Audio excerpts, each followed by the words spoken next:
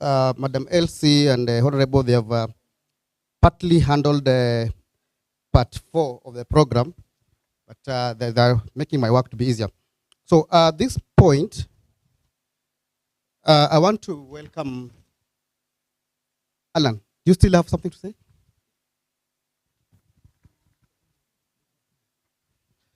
Do you still have something to say, Alan?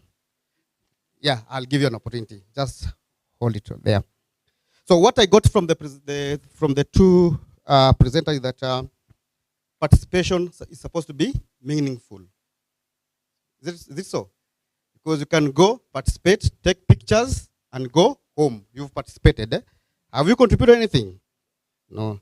So it's meaningful if the materials are in accessible format, whereby the facilitators are also aware of the person they are talking to or training.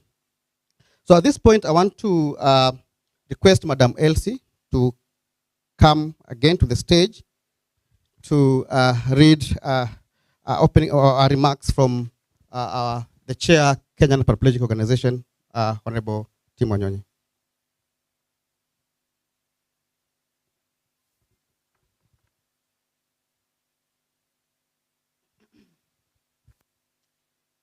Ladies and gentlemen, I now stand here wearing the hat of my chairman to read his official opening remarks and bring his apologies that he was not able to be with us this morning.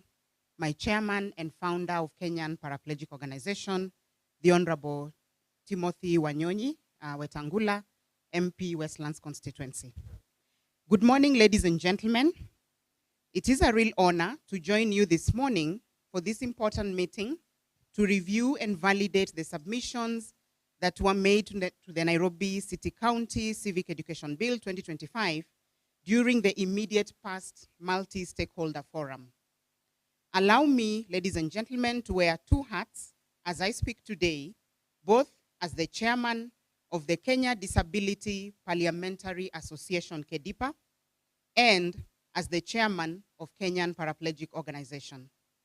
Kenya has developed a strong policy network to guide governance and citizen participation, and Parliament continues to play a central role in shaping, reviewing, and strengthening these frameworks. Within Parliament, KEDIPA works to ensure that policies reflect the voice and lived experiences of the citizens of Kenya and the marginalized groups, including persons with disability. As a county, good governance and inclusivity is not just a principle on paper, but a practice in our daily governance. On the other hand, ladies and gentlemen, through KPO, we complement this legislative work by engaging directly with communities, building partnerships, and improving technical input that supports evidence-based policymaking. Our role is to bridge the gap between citizens and policymakers, ensuring that the aspirations of marginalized groups are heard and translated into progressive laws and practice. Today, ladies and gentlemen, the process is therefore very important. Reviewing this bill is not just about compliance with legislation, it is about ensuring that every Nairobi resident, including persons with disability, women, youth, and other marginalized groups, can meaningfully participate in decisions that shape their lives. I therefore warmly welcome and officially invite each of you to actively contribute to this process. Your voices, your experiences, and your expertise are what will enrich this bill and make it truly responsive for the needs of our people.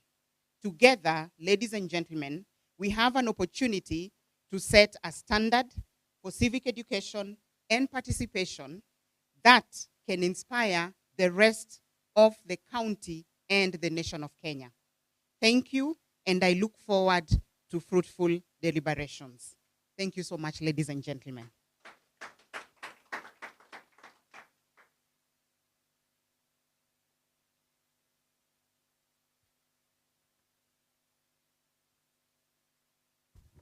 Thank you very much, Madam Elsie. At this point, I want to welcome Patrick. You have a burning issue.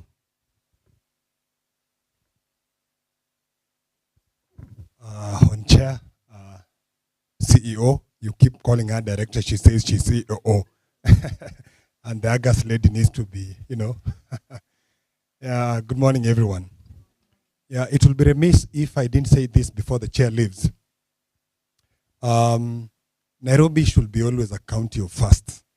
And we were the first to do the status reports on public participation, civic education in the entire country. We were the first one in the country to do the status report. And everywhere we go with the report, all counties want them. Actually, we are planning with the World Bank to see that we'll do a dissemination of the report to all the 47 public participation departments. So on chair, I decided that before you leave, first we want to encourage you that you deliver this bill. Because I don't think there's any county right now with a civic education bill. So if we do this again, we'll have been a first. So mine was to encourage you on timelines. That if we look at not beyond February, ni karibu sana, maybe April, tuko tumemalizana na hii bill, so that then we can now start discussing it. And other counties, I'm sure, once they learn we have this, they'll pick up. Hiyo tulikuwa kuja uchochezi kidogo. Thank you very much. Thank you.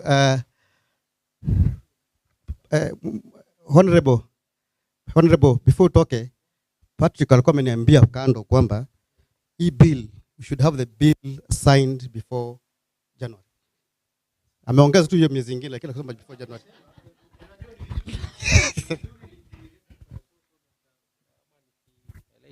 Unajua jana tumeenda recess. Tumebreak until February. So it's impossible for us to deliver it in January. So until we are back. But immediately the first week yenye tuta resume. Kwa sababu the members have already adopted. So it's a matter of us now forwarding to the assembly for us to have the committee of the whole house. Once we have it, it's a matter of a day or so. Sawa. So within that week, we'll be able to deliver this baby. So don't worry. Asante. Thank you, Chairman. Wananchi mtaamua kama ni tamu ngapi, si ndio? Mtaamua. Okay.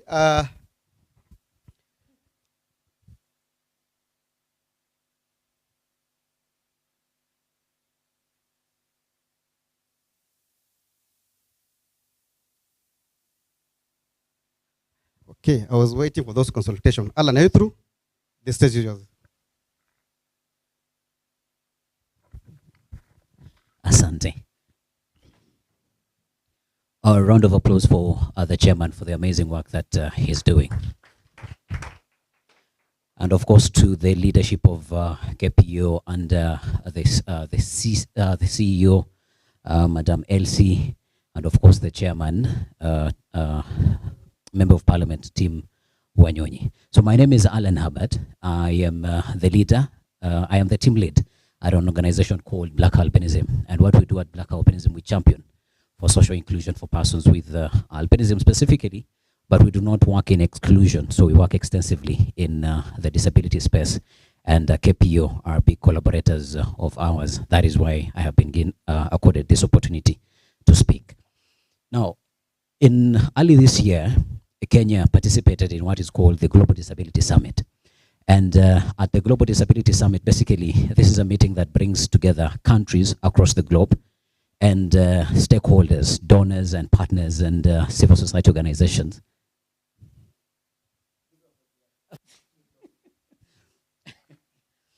So basically, at this meeting, governments and funders and everybody makes commitments, and Kenya made 30 commitments under 8 thematic areas.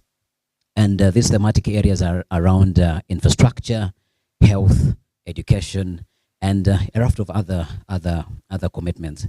But you see, most of the times when governments make commitments, they never get implemented.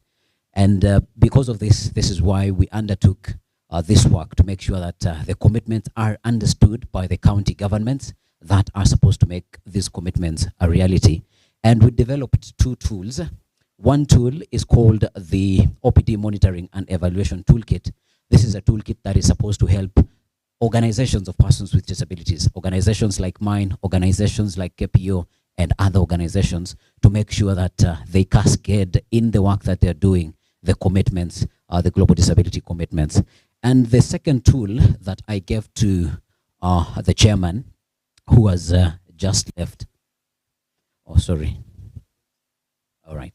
And the tool that I gave to the chairman who has just left, this one is supposed to help the county governments to understand what are the commitments, what are they about, and what can they do to make sure that they factor them into the planning of the work that they do. And of course, for these commitments basically mean, when you talk about access to health, where most of the hospitals are under the county government.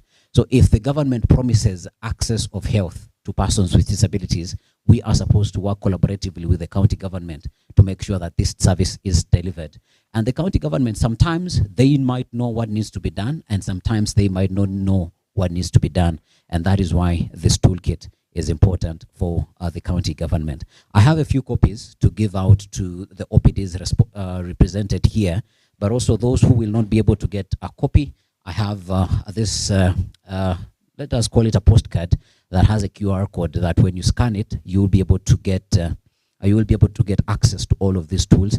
But also, we have created videos that explain fully and extensively what the commitments are all about and what they mean for persons with disabilities in terms of access to services. So wanaweza niona pale kando if you are interested, but also I will make sure that the legal team that is attached to this particular committee will get a copy. And of course, I know your boss, I gave her a copy on 3rd December, but it wouldn't hurt if I was also able to extend and give you a copy as well. For any questions, mnaweza nipata pale kando. Sitaki nichukue mkutano wa wenyewe, naweza fukuzwa. Asanteni sana.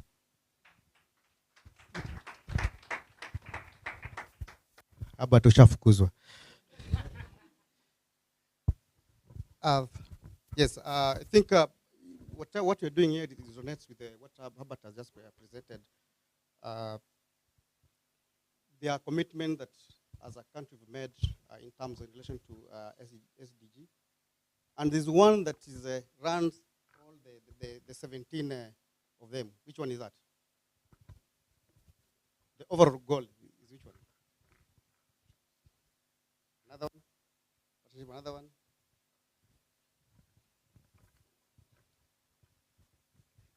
Google. So at this point, I want to welcome Wakili to take us through the bill. I remember when we were sending out the invites, there's a tool that you were supposed to fill. Hope you did so. And you do so, if you can share now, I'd really appreciate it.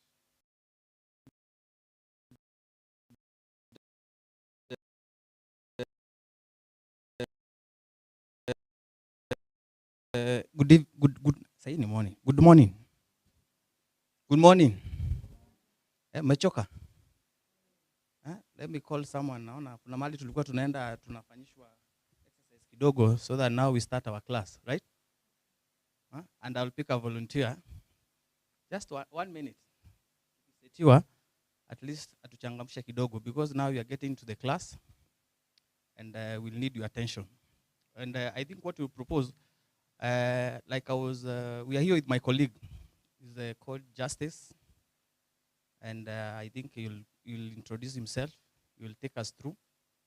And we got all the proposals that you had sent, but I've just been informed that there are some that came late. And the ones that came late, what I'll promise that because the committee has already gone through your proposals and adapted. So unless I talk to the chair, once they get back from recess, maybe we can have another meeting. Because I believe from this meeting, there are some things that will come up, which might need. Because at the end of the day, the committee has to agree with whatever proposals that will come up. So I'll request I'll pick a volunteer. I know she is laughing. Atuchangamisha kidogo, then we start. And then from there now tutapanga vile tutaendelea. If you ask questions at the end, kama tutaendelea tukijibu maswali. So, and I think it's also important. All the people that send their proposals, are they represented here? All those organizations? They are all here. Okay, thank you. So, madam, changamsha kidogo. Morning, everyone. Tusimame kidogo. Alafu usonge kidogo. Utingike kidogo hivi.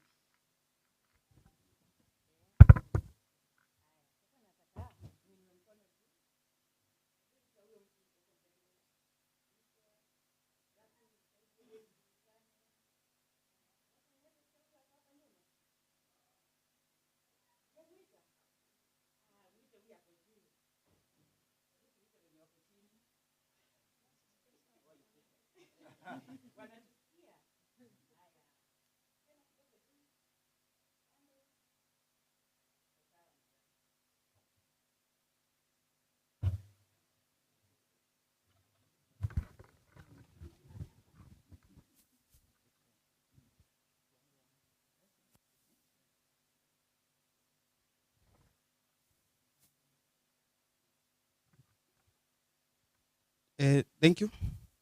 Tumpigie makofi. So we have some issues connecting, but as it tries, I think we can commence. And then we shall portray what are the proposals that everybody had proposed, and then we have a column for the legal, if we agreed or disagreed, and then the committee, if they agreed with the proposals. And I think the best thing, so that we don't fall back, I think we can ask questions as we proceed.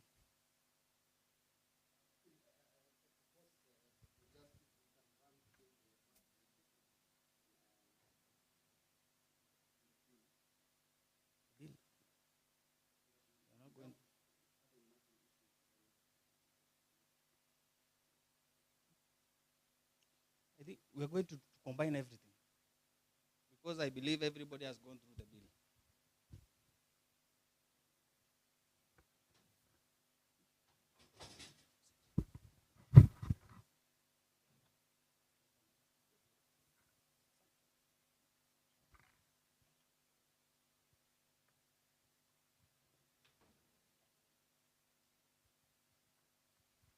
So I'm going to invite my colleague, Justice, to take over.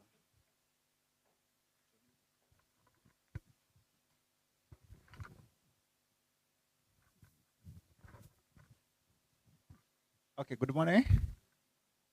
My name is Justice Duranira. I work with Martin supporting the legal things of this bill. And this is a validation. Validation, it means the bill was done. You give us comment. Some people went somewhere with the members. They considered the comments. And after they considered the comments, so some, of course, as Mheshimiwa said, were adopted. Others may not have been adopted in a manner which was expected. So it's to show you how your comments were treated. Are you okay with that? Yes, so that's the essence of validation. It means you are calling the people who give their views to show them on how they were treated. This is a good innovation of the assembly, because it shows that they have respect over the comments which were given, and therefore they have to show you on what was done. So as we wait for the projection, how many read the bill? How many read the bill? By show of hands.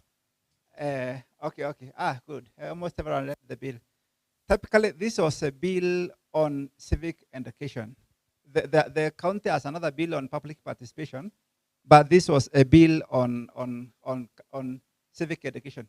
Civic education is how you engage the people in the affairs of running the government, or that is civic education. So typically, in an overview, the bill and the following issues. It and the clauses called, it and the part called preliminaries, mwanzo, which defined the terms like civic education, what does it mean, and it also and the object, bill in it, and also the object of that bill. Then number two, it and what we call the administrative part. How do you govern the matters of civic administration? And one of the things the bill and proposed is number one, to set up a special department for civic education. So that is what is in the bill. And that civic education department was supposed to be headed by a director, and of course it will be financed accordingly. Number three, the bill and proposed for the county to set aside almost 15% of the budget to be doing civic education. Yeah, so that was what the bill and proposed. Then number four, the bill and proposed the county assembly to set up a unit in the county assembly to be doing the public participation, and not public but civic education. That is what it had proposed. Then number five, the department responsible for the civic education and being proposed to come up with the curriculum and the mechanism of ensuring that the civic education is done. So that is what the bill has published. And so the ones who are not read it, can you now say what the bill and? Are you now familiar with that? Yes, yes. So those are the key things which it and. Of course, the other fillers which are there in the law, but those are the main thing. Number one, the preliminary, the objects. Number two, setting up a department on civic education, allocating of the money for civic education, curriculum, and involvement of the county assembly itself in the matters of civic education. So that was the bill as was published. But typically, when the bill is published, it is now exposed to public participation. And the people submit memorandum. They submit their comments. And those comments, after they are received, they are considered. So on the first column is the stakeholder who submitted the proposal. So like here, we have the Center for Corporate Governance. They are just arranged in alphabetic order, not in any order of priority. Then E is the clause. What clause did they comment on? Clause is the paragraph in a law. That is what we call clause in a bill. Then this third column is what exactly were they proposing? Walikuwa nataka nini? The fourth column is what were they saying? What is the reason they wanted that change to be made, right? Then the other column is ask the legal counsel, what did we advise? Then the last column now is the committee itself. What did the committee resolve? Because the committee sat and they made the consideration. So this is the matrix which we are having, and that's how we are going to go through it. So we'll go through one by one systematically, because we want it to be a little bit lively. If you have an intervention, you can raise it. Yeah, just shoot up your hand and you raise it, and we'll proceed by moving. Then we'll move that way. Are we together up there? We are together? Okay. So let's start with number one. We and a team called Center for Corporate Governance. Do you have anyone from there? Oh, you are from there? Okay, so you and a team from Corporate Governance, and then we and a clause called the object and purpose. The object and the purpose clause in just saying what is this law about. So then they said in the object and the purpose clause, we should add something about promoting corporate governance and transparency for citizens as a matter of public participation, of a matter of civic education.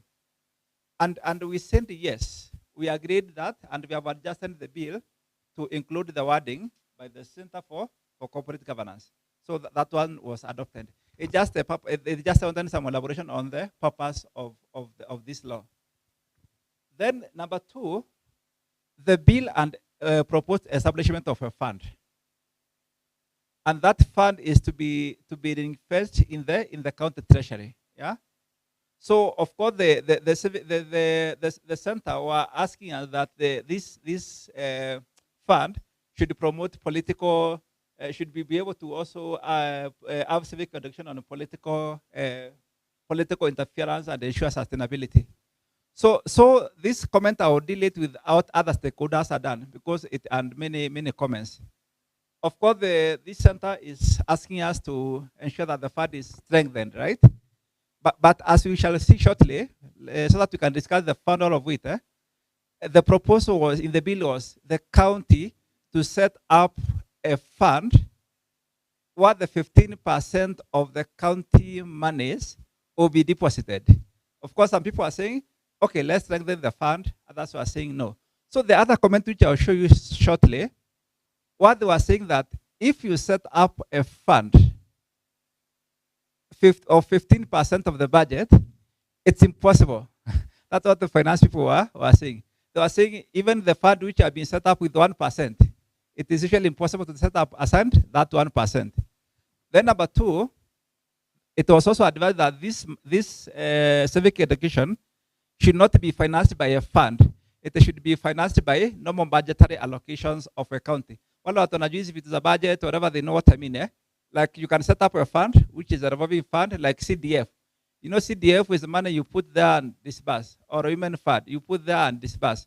But also the assembly usually have the budget where they allocate funds every year. So it was advised that the proper way of financing civic education is not through a fund, but through the county assembly having the budgetary appropriation for the civic education throughout the year. So after reviewing all those comments, it was resolved, it was advised, and the assembly agreed that the fund will be deleted. So the fund in the bill will be deleted, and then the assembly will be appropriating money for civic education every year. Just the way they do for ACD, the way they do for health, and the way they do for other things. Are we together up to there?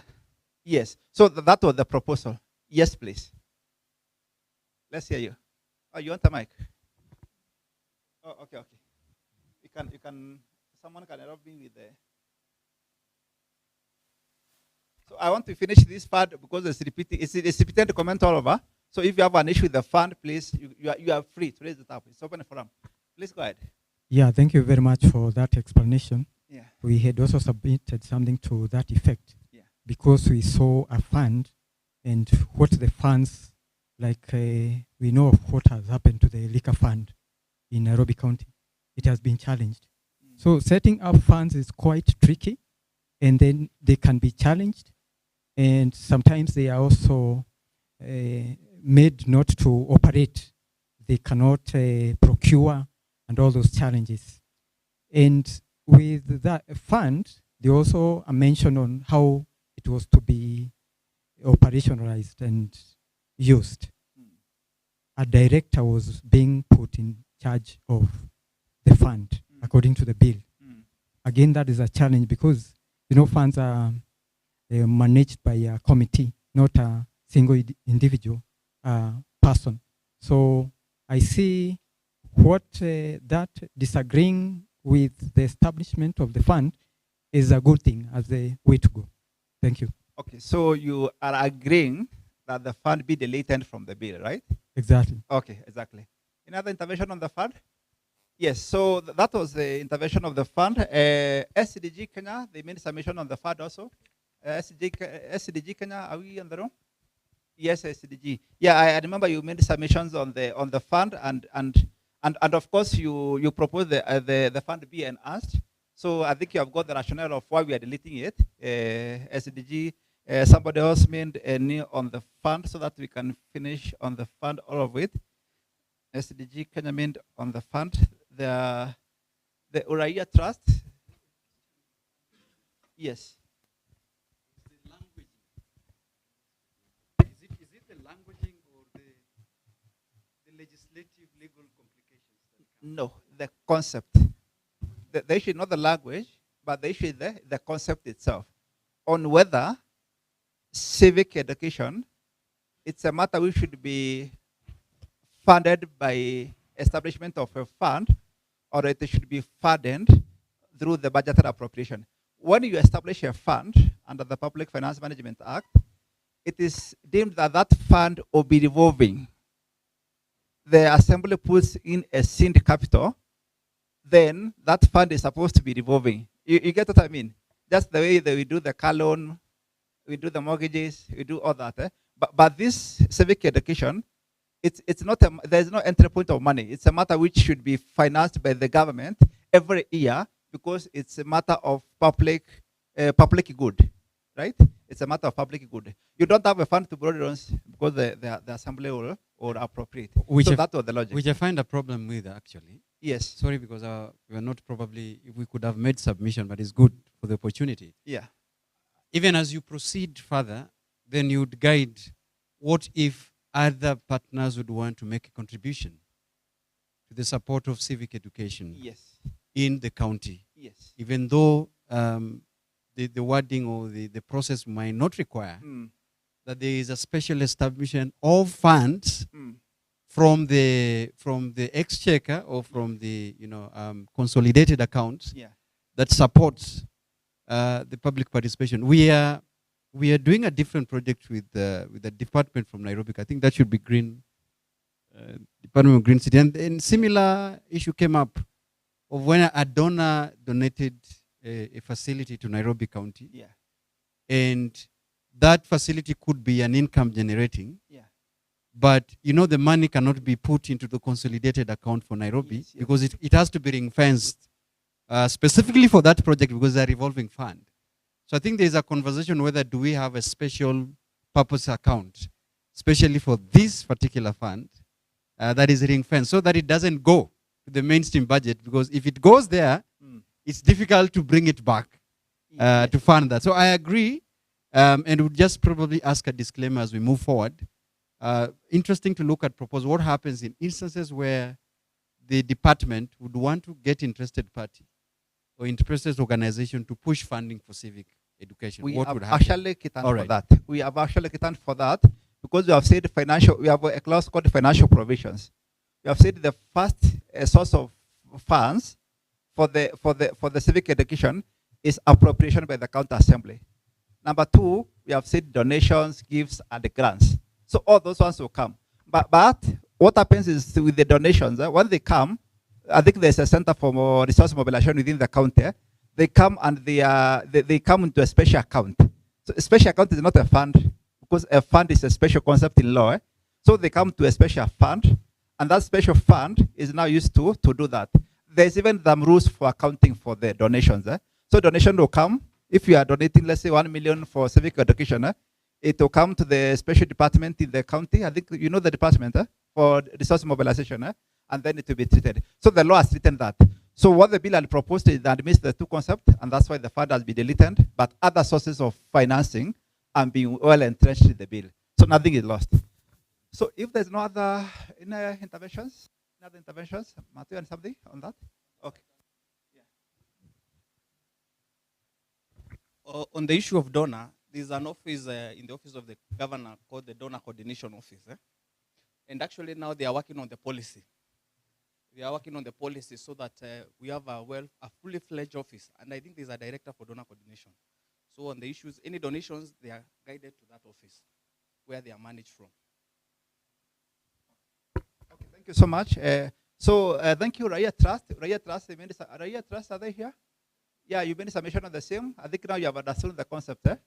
Raya Trust make submissions on the same. The youth agenda, they also made submissions on the same. So I think we have done that concept. So let's go to the second one. Oh, please, sorry. The mic, please, mic. I didn't see you, sorry.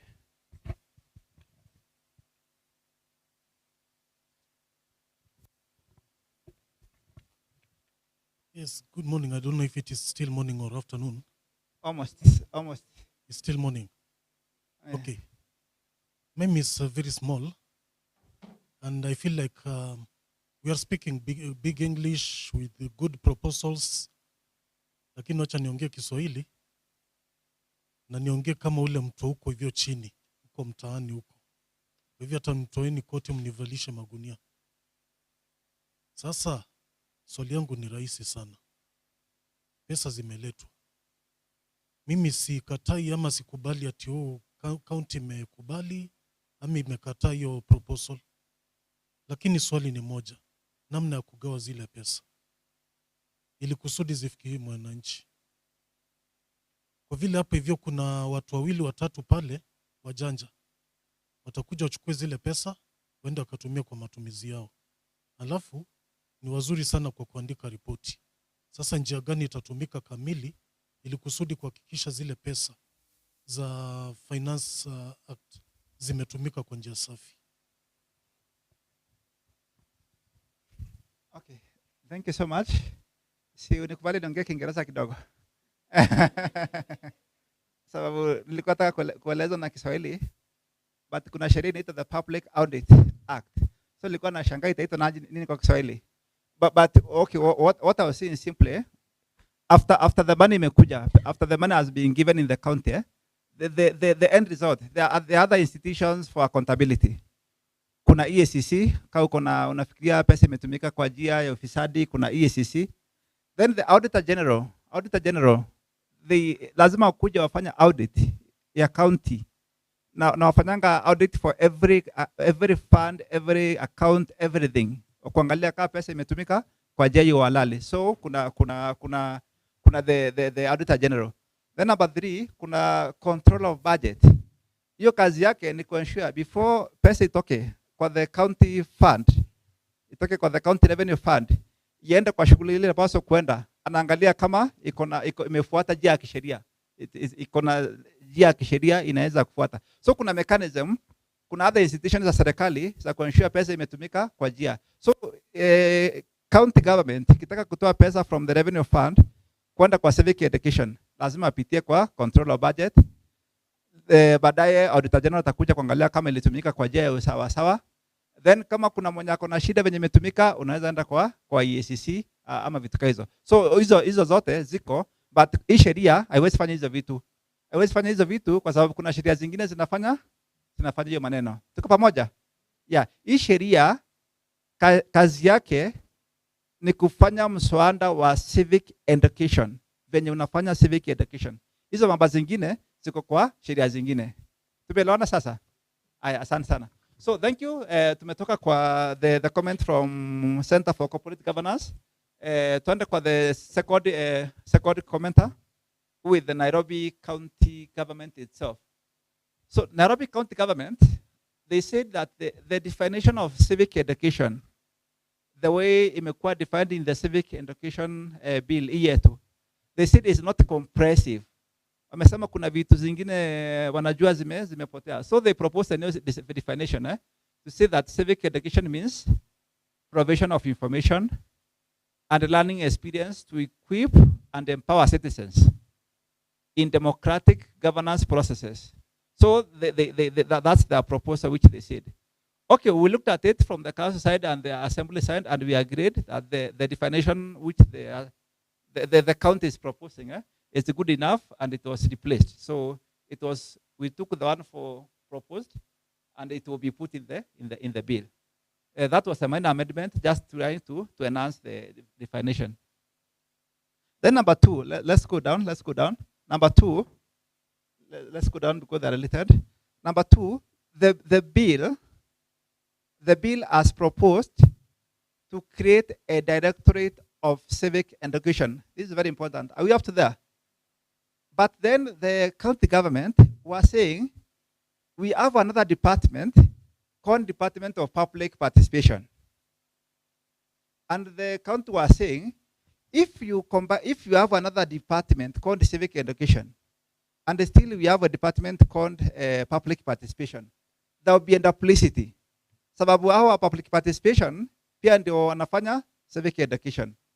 And they said they have already established that rapport with the people. They have a way of dealing with the people all over. So they said, we want the mandate of civic education. We have been doing public participation. We do both of them. They said they have capacity, they have recruited officers, and they are up to task. So the committee considered, and they agreed with the county that the public participation and civic education be done by one directorate.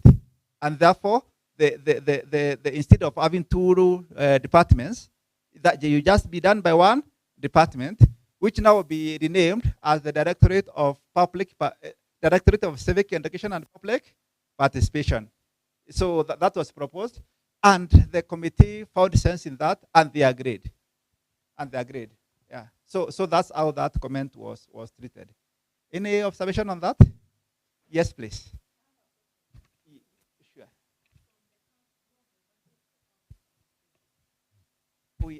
We have a director here, so I will not speak on his behalf. Director, you have money. You have money for that.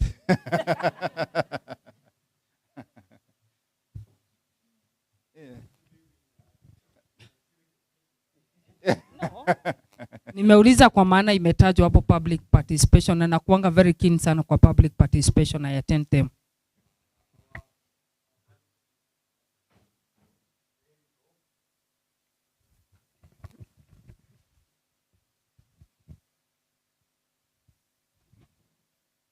We have a little budget for just basic operations. It's a new department.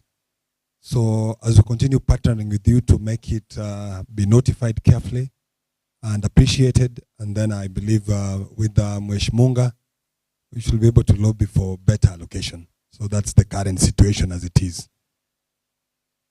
Okay. But Director, I think that's administrative, right? How you get more financing, those are administrative things, eh? Yes, but the law gives you the mandate and the authority, then how to get money, you maneuver within the county systems and get it. Eh? Any other observation on that? So the Yes, question yes. is, what was the idea behind the two separate? The civic education Yes. being a separate entity from the existing Department of Inclusivity, civic engagement, and I think customer service, right? Yeah. Was there there was an idea behind? Yeah, I'll tell you just now. What happened is the county government enacted a law called public participation. When you enact a law, you must give someone to implement that law. So in that law, which they did long time ago on the Act on Public Participation, that's why they created a department on public participation. So that department was created by that law. Now here we are doing now another law of this other area which did have legislation on civic education, because the two of them are different concepts. Yeah, and now we wanted now to create another. The idea was to create another distinct department to be doing now the civic education purely. So that was the idea of having it, so that the civic education can get the dedication it deserves. But of course now, because that was the idea in the drafting, si now watu lazima watoe maoni. So the maoni imetoka inasema ukicreate ingine, sasa kutakuwa na officer wa public participation, na huyu ni officer wa civic education. Unasema for example, if it's like the finance bill of a county, somebody must go and tell the people, then mwingine anakuja kuchukua maoni. Inaona ya sababu public participation ni kuchukua maoni tu. Civic education ni kuambia watu nini kwa inafanyika hapa. So imagine like me come here to tell you what this bill about. Then mimi nasema kazi yangu imeisha, I call Martin na kukuja kuchukua comments, and the same people of the same county. So the county was saying it to be very neat. So it's the same government, same people from the same payroll. So they were saying let's them do both, and the committee found sense in that. So that's what happened. Yeah. Yes. Yeah, that was as it is said. Now, does the bill then capture the issue of the two pillars and expressly places them then in that bill? Which sorry? I'm saying, because now what will be, now that we have the bill, yeah, and now we are dealing with, we have accepted what has been said about the Directorate of Public Participation and Citizen Engagement, taking both functions just for ease of tidiness and coordination. Yes. Now then, does the bill then recognize at least movement of that Directorate of Civic Education to the level of the Civic Education Unit, such that then it's very clear in the bill because of mischief? If that is not in the bill, then even that Civic Education Unit might not be there then. No, it's okay. That's a matter of draft, because we usually say we have redefined directorate to mean the directorate established under the Public Participation Act.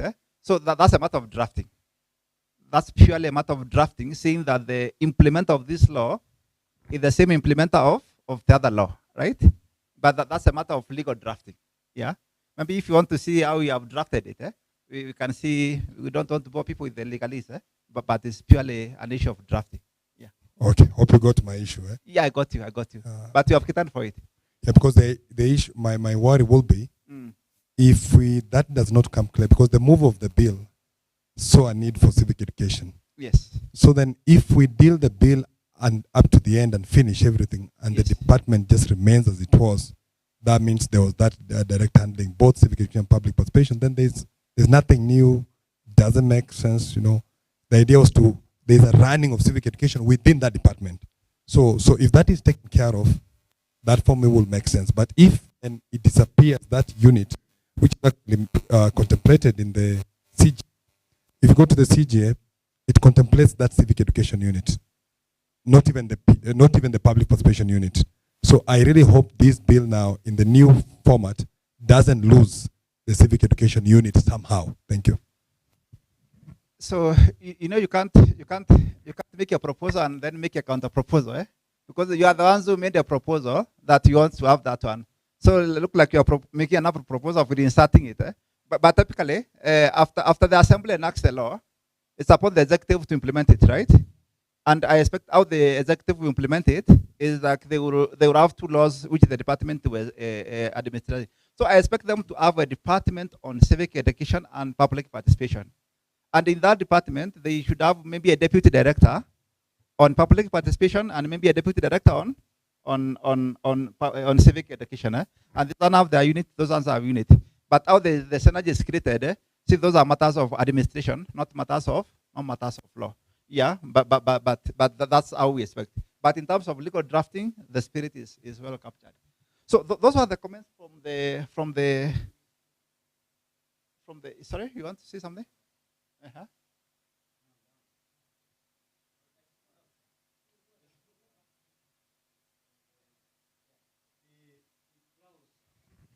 Education means provision of information and learned experiences to equip, empower citizens to participate. Participation is a very diverse concept that we've dealt with a lot. And you would try to ensure that it's both passive and active as well.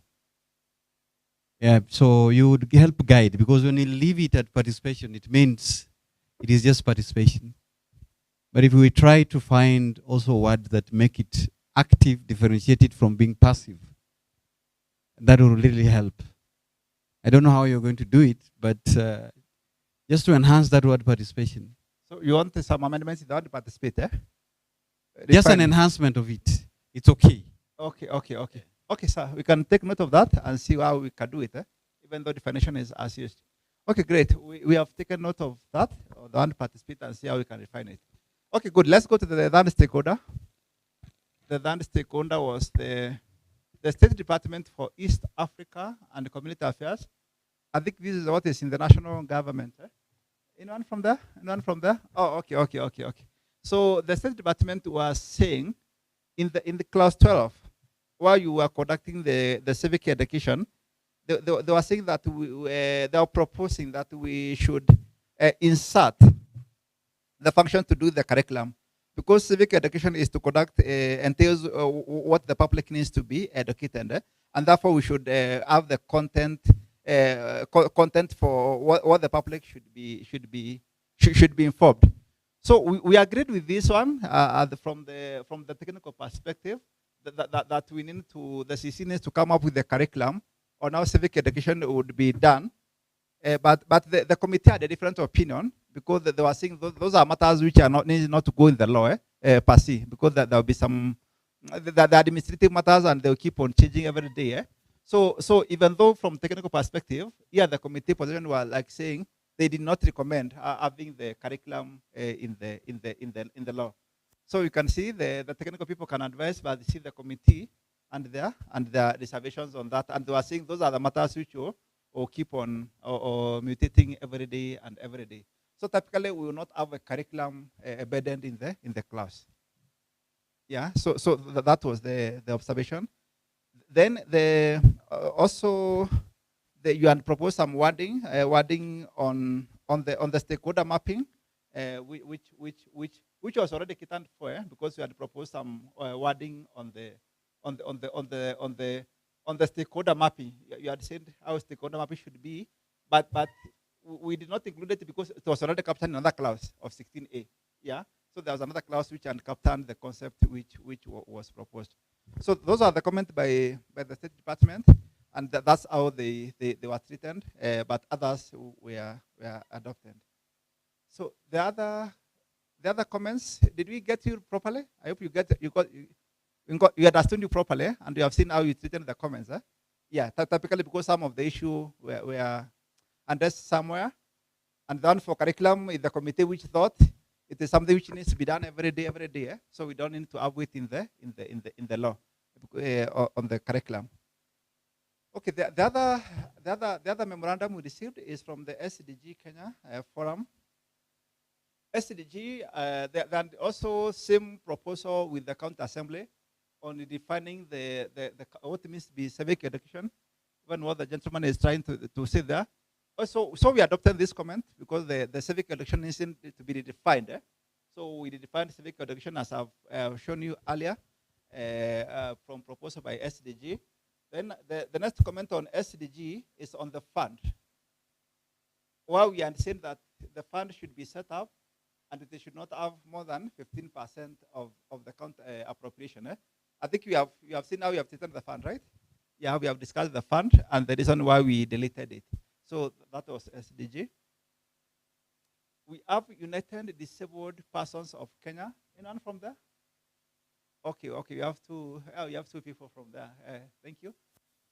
So one of the I think this is what Mheshimiwa was trying to say in the morning on the definition of disability. Yeah, or the definition of disability. Yeah? You propose some wording.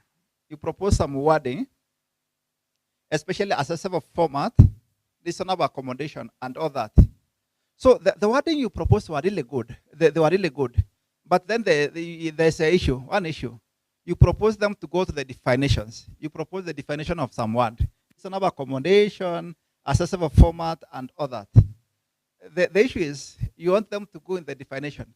But now, in terms of making the law, the definition is only to define the ones which you have used in the body of the law. Are you together after that? You only define the term after, hata wale wasomi, wale wanaandikanga sijui masters, PhD and all that. Si kuna ile part ya operational definitions. You define the terms as you have used them. So the term which you propose to be inserted in the definitions, they were not used anywhere, or you do not propose for us to use them anywhere in the law. So there is no way we can define them because they have not been used. Unless we would have got a concept somewhere in the body where we would have used that term, then tungekuja to define. Umeshika hapo? So that was the issue with the comments. Yes, please. Sorry? Yes. Yes. Yes.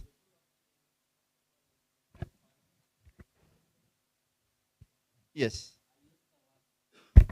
Those words, there's a reason why I define them. It's because in my amendments, I kept them there. Okay. In principle number 5, yes, on guiding principles, yes, one of them was public processes must provide reasonable accommodation. That is why I define that word, reasonable accommodation. Yes. We cannot, it's not something that I kept there. Yes. And then also functions and reports and everything. Accessible formats. I have used over again in my amendments. Okay. I have not done. I was just so discussing. those, it needs to be there because I've seen you have said you have agreed with the part. Yes.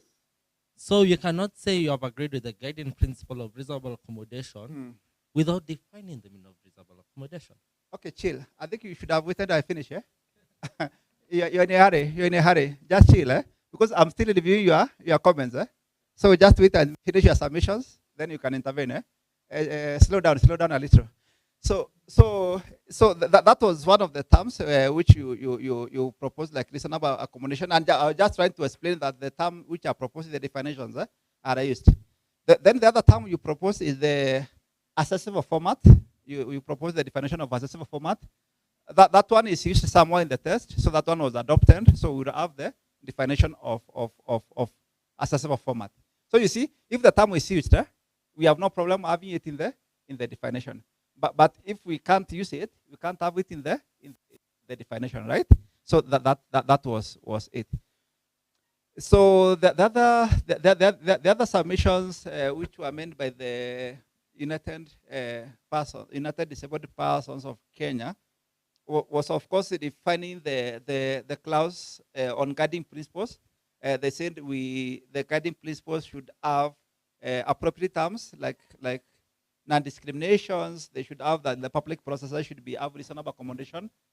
We agreed on that, and the committee also agreed on that. So the clause 5 on guiding principles has been substantially drafted to accommodate the SDG submissions.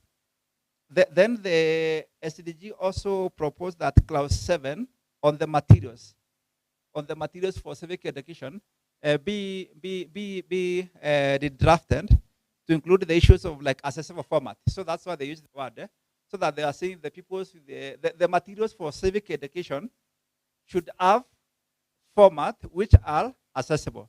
So that was the proposal, and we agreed with that, and the committee agreed with that, and therefore it was said that when you are doing civic education, the ICE materials you should have the accessible format. So that one was adopted, and it has been included in that. The other submissions by the team was on subclause 8, on the County Public Service Board shall designate a disability inclusion officer to implement accessibility and reasonable accommodation. So that was the comment. So on that comment, the committee disagreed with it because they said the law of the county on matters of disability generally have captured that. Because that is not a matter so critical to the civic education. One of the issues in making the laws, you want to retain your lane. You get what I mean? When you are making any law, is you retain your lane.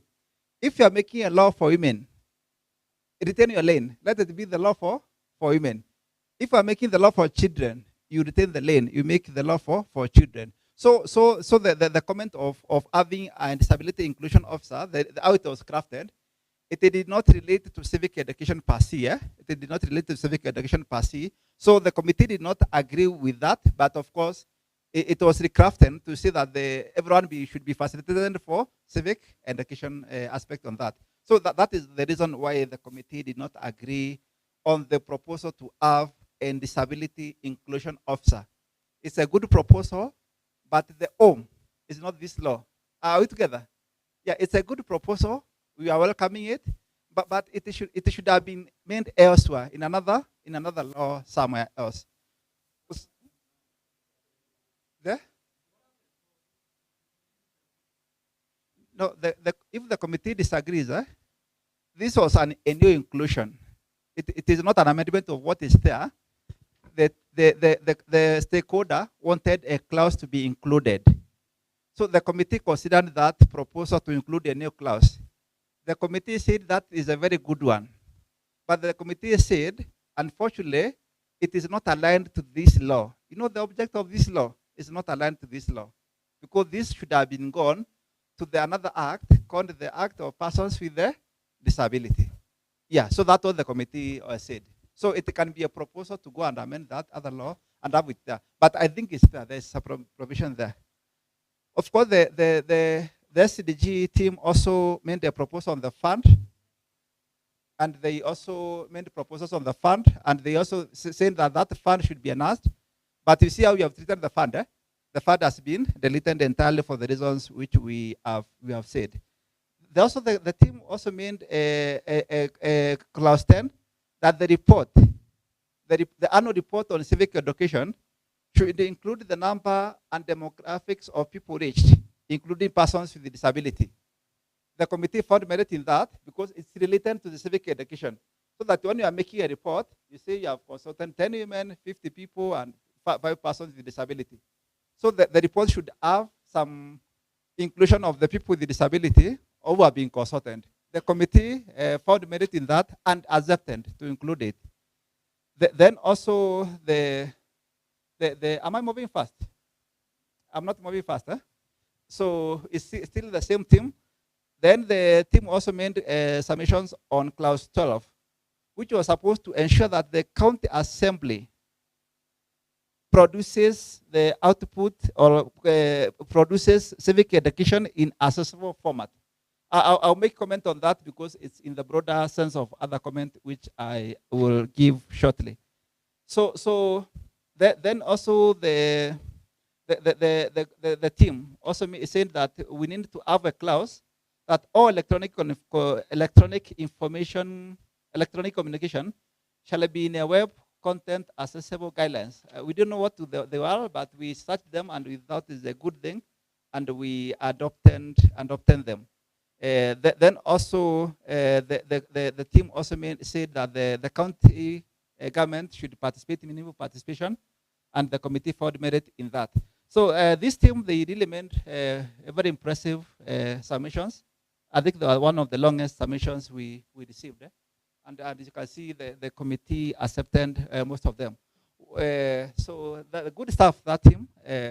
One of the issues now the committee did not accept is on the inclusion of persons with the disability issues. In the committee. In the committee, committee is doing public participation. So let me make a summation on that because it's been addressed earlier. The bill proposed that the county assembly, not the executive, the county assembly sets up a unit to be conducting civic education in every ward, right? That is the purpose of the bill. But some submissions which came earlier, including from this persons with disability team, wanted enhancement, but other people also wanted deletion of that provision. Because they say, number one, conducting civic education, it's a matter of the executive. Yeah. Let the assembly make law and leave the others to do. That is one of the submissions said. Then number two, also some MCAs or some members were not very comfortable with that mandate per se because they said they can do it either way without being commanded by law. So the members themselves proposed that clause on setting up a unit in the assembly to do civic participation be deleted from the law. So if you delete it, it means all the comments which you are adding there and the members and tweak here, it means they die because the general clause has been deleted. Are we together up to there? Yes. So the enhancements which you have proposed, they die. Just the way they fund all the enhancement proposals, they usually die because the entire concept has been deleted. Yeah, those were the comments of this team, which I've said they really made very impressive comments, and we at the assembly we are appreciative of that. Any other comments on that? Yes, please. With the mic.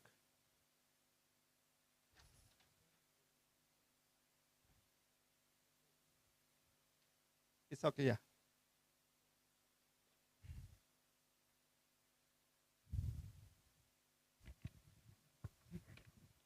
Yes, thank you for this chance.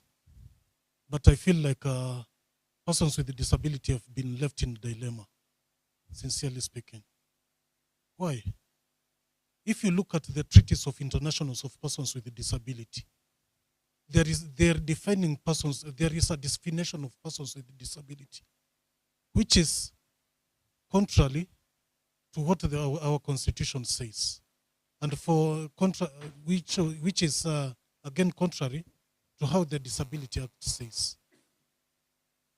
And number two, the County Disability Act, it was enacted in 2016. Yes, I agree. But where is it? We don't know. We don't know.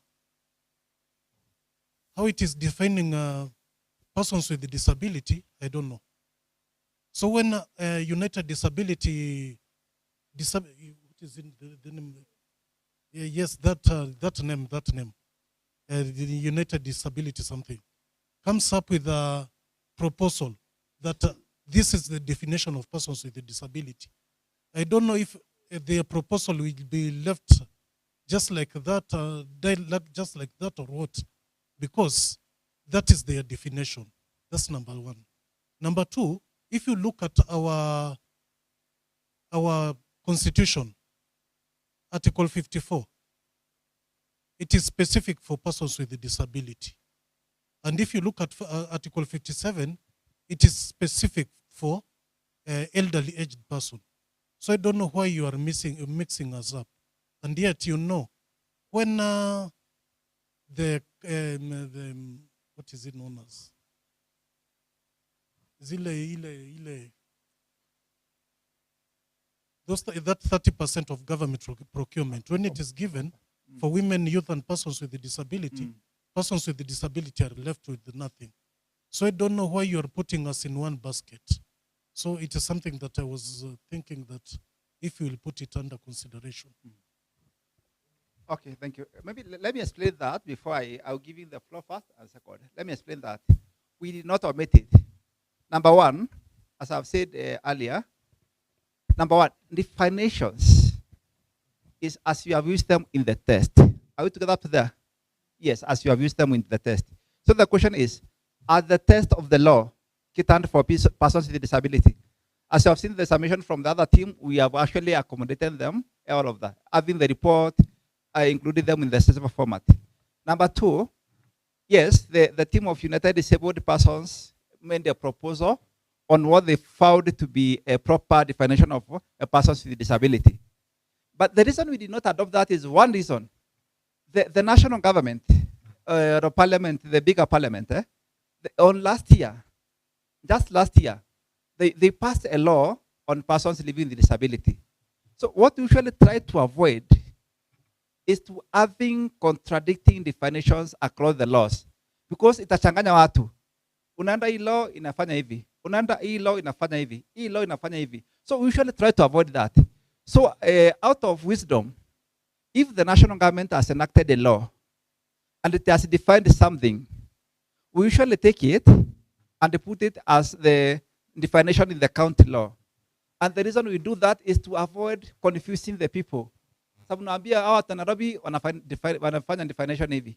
Watu wa national. So that's the reason. So what we did in this law, after the summations of so many people on the definition, we just went to the national government, the law which was passed just last year.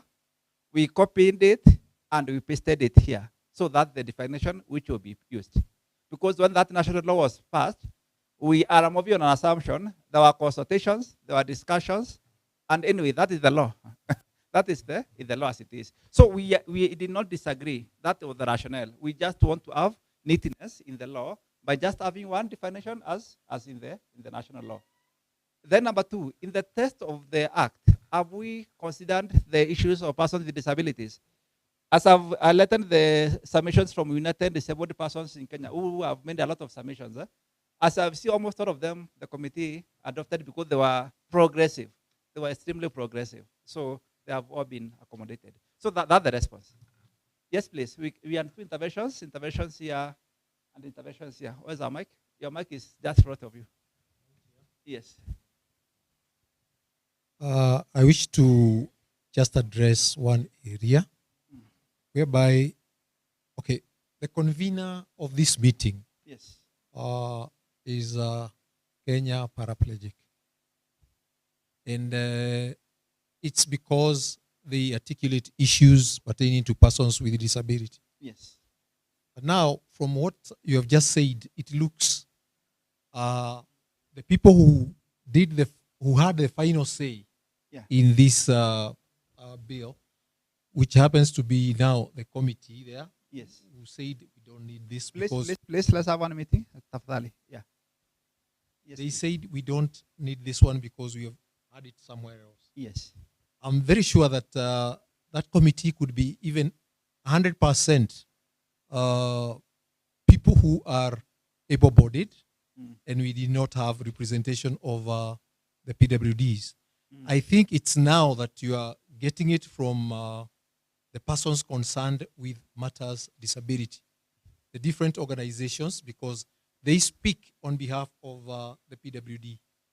Now, if we speak and then it is captured and then somebody else says, no, we don't need this one, I think we shall still remain in the same place. Okay, good. I will reply shortly. Unfortunately or fortunately, the lawmaking power is vested in the assembly. That's the law, unfortunately. So the final word on what goes in and what does not go in is on the assembly. Are we clear on that? The assembly are the makers of the law because they are representative of the people. So since what we are doing, even as who serve them, is to recommend to them, but the final say is on them. They'll vote. That's the legal system. Whether it's a good thing or bad thing, I don't know. But they're the ones who have the final say. Eh? But typically this committee, from the way they have treated these comments, I think they have been reasonable on it. Only that sometimes the drafting of the law is a bit of balancing because you don't want to repeat what is in another law. You have to consider many comments which have come. It's a bit of balancing. Eh? So you should also be sympathetic of them from that aspect. You have to consider that views. Like now, on the issue of the fund, you see, most of the people are supporting the fund. It will be enhanced. But you see other people are saying, no, this is not the proper way. They have to balance all that. Eh? So that's the dilemma they have. But what the end is, they are the answer of the final say. Yeah. We had another intervention? Okay, sure. You can have it before you go to the next one.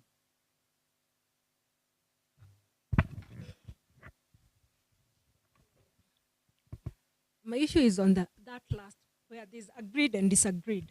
You've just explained that on the issue that UDPK, on the UDPK's recommendations, they had given the recommendation about disability. Yes. And then at that head, it's written disagreed. But now, as you're explaining, you've said they're adopting the definition that's already in place, that's in the 2025 Person with Disability Act. I wish it's written that that's the definition you're adopting, because this thing is going to the assembly. Yes. And it's disagreed. Are those people aware that they're adopting whatever is in the act, or it's disagreed completely? So on that last part, it's good to indicate the interventions where they disagreed, whatever they took in, yes, not just disagreed, agreed. Okay, I get you. Yeah. What you mean by disagree is they disagreed with the test that was proposed on the rationale which we have given, but we agree. We need to revamp the rationale. Fantastic. Let's go to the next stakeholder. The next stakeholder is the Uraia Trust.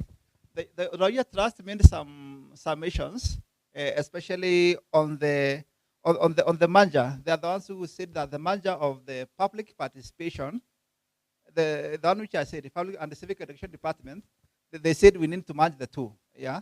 So the Uraia Trust are the ones who made. Anyone from Uraia here? Right here? Yes. So as you can see, you proposed the merger of the two departments. Some people are not happy, but the committee agreed with you. So the proposal is to have them merged. Then Uraia Trust, let's go down. The Uraia Trust also made some editorial on clause 2. For example, the Uraia Trust said that we need to cross-reference the Public Participation Act, which was already done in 2015, and of course that was also amended. Then also the Uraia Trust said that on the Civic Education Liaison Office, which is in the county assembly, to be adjusted on the functions. But now, the next one, they said the Civic Education Liaison Office, you propose some extra addition to be done in that office to enhance it. But we disagreed, and the reason we have disagreed is because the entire office has been deleted, right? So it's not like we have disagreed on the wording, but because there are other submissions which came, and they said the county assembly liaison office, it's unnecessary. Yeah. So the entire thing was deleted because they were saying that is the work of the executive, not the work of the assembly. So that's the reason. But as you can see, thank you, Raya. The submissions were. So the last one of Raya is on the fine. You wanted the fine to be enhanced a little bit. The fine of people who refuse to allow. So the Raya saying this fine is too lenient. They wanted a little bit of enhancement.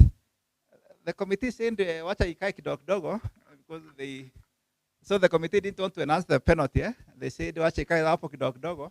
We don't want to be seen to be hataki kupoteza kura. So that's how they disagreed with it. They said because this is the first time you are doing this thing, let's have very lenient fines. Then later, maybe as things go, they can amend and have bigger fines. So those are the comments from Raya, and as you can see, most of them were adopted. The ones who are not adopted is because of the bigger logistical issue, not because of it. Any comment on that? There's none. Let's go to the next stakeholder, which is the youth agenda. Anyone from youth agenda? Youth agenda, we don't have the help in the room.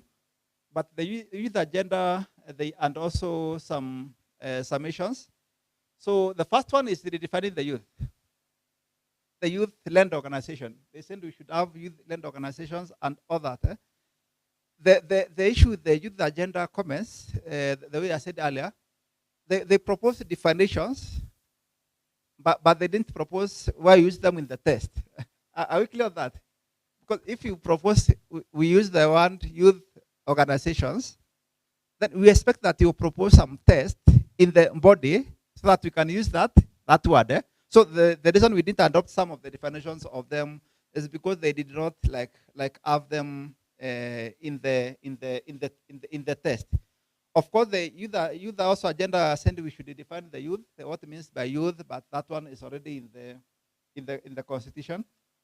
The youth agenda also said that we need to enhance the civic education committee, the one which you proposed there, to have a youth.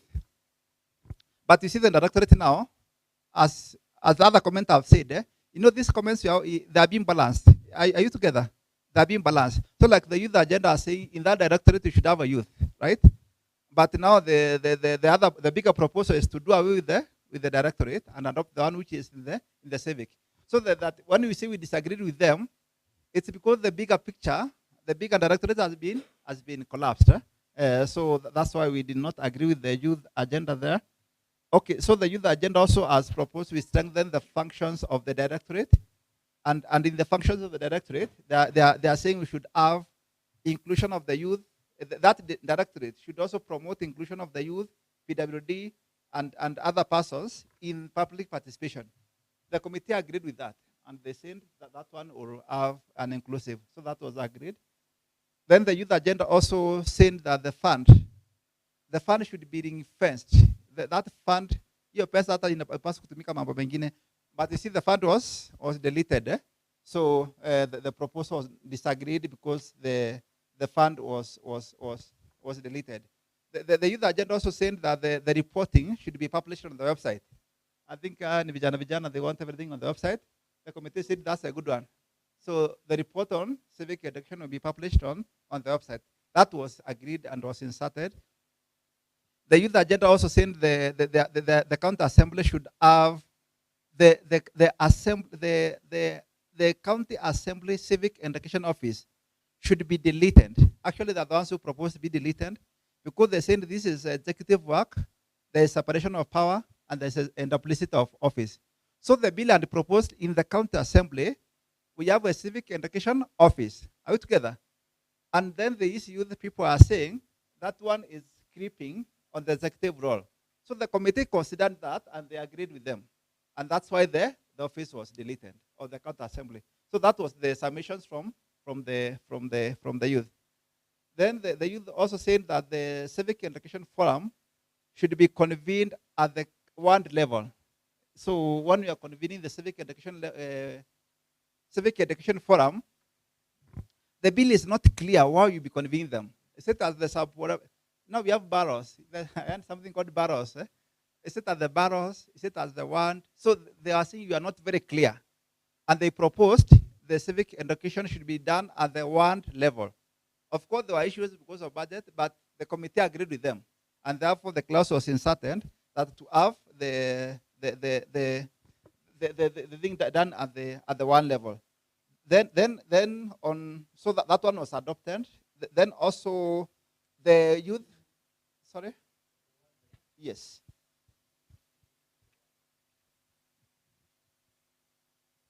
On that thing. Adopted, but the language must be very careful not to mean that all the time it must be so. So that's what I was worried about. You know, civic, there's a day you can just call people to chat hall, or you can meet people at chat hall. There's a day you can meet them at the sub-county. Maybe the clause should be very careful. You know, if you say ward level, that means all the time there's a civic education, it must be at the ward. Okay. Which, and you see, I don't know whether, I know the citizens might not understand what I'm trying to say, but because I know we want I've been championing the same, that we take these things to the wards. Yes. But if the language will be, that means even on, I can do online and I'm doing to the wards. Yes. So I'm just hoping how you work on the language there, so that then we will not be taken to court all the time that we didn't do it at the ward. Sijui kama mnanipata lakini. You don't also make a law that will kill government ability to even do anything. Yes, yes. Okay. Sijui kama I'm just saying, let's take to the ward, but let the language be in such a manner it speaks of this, the online forums. There's a time you may invite people to the sub-counties and they come from the wards and they come. So you see, if you say all the time, convening some, we have to be very careful on that. But it's just a thought. Okay, we get your thought. So the youth people, they propose even a wording. Of course, it's not a must to adopt the wording, but they propose that the once forum should be convened and coordinated by the directorate in consultation with the MCAs.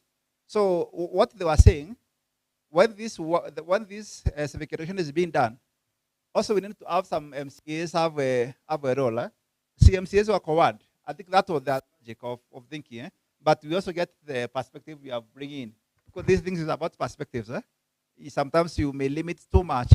Even some things which require some targeted people.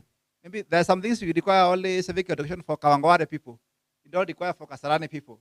Because it concerns the Kawangware. So you are not forced to go to Kasarani because the laws are said. So I think, Matu, we have got that. That's something we will do in the drafting so that we have the spirit. So okay. Then the youth people said that we need to have civic education being done in a youth-friendly way.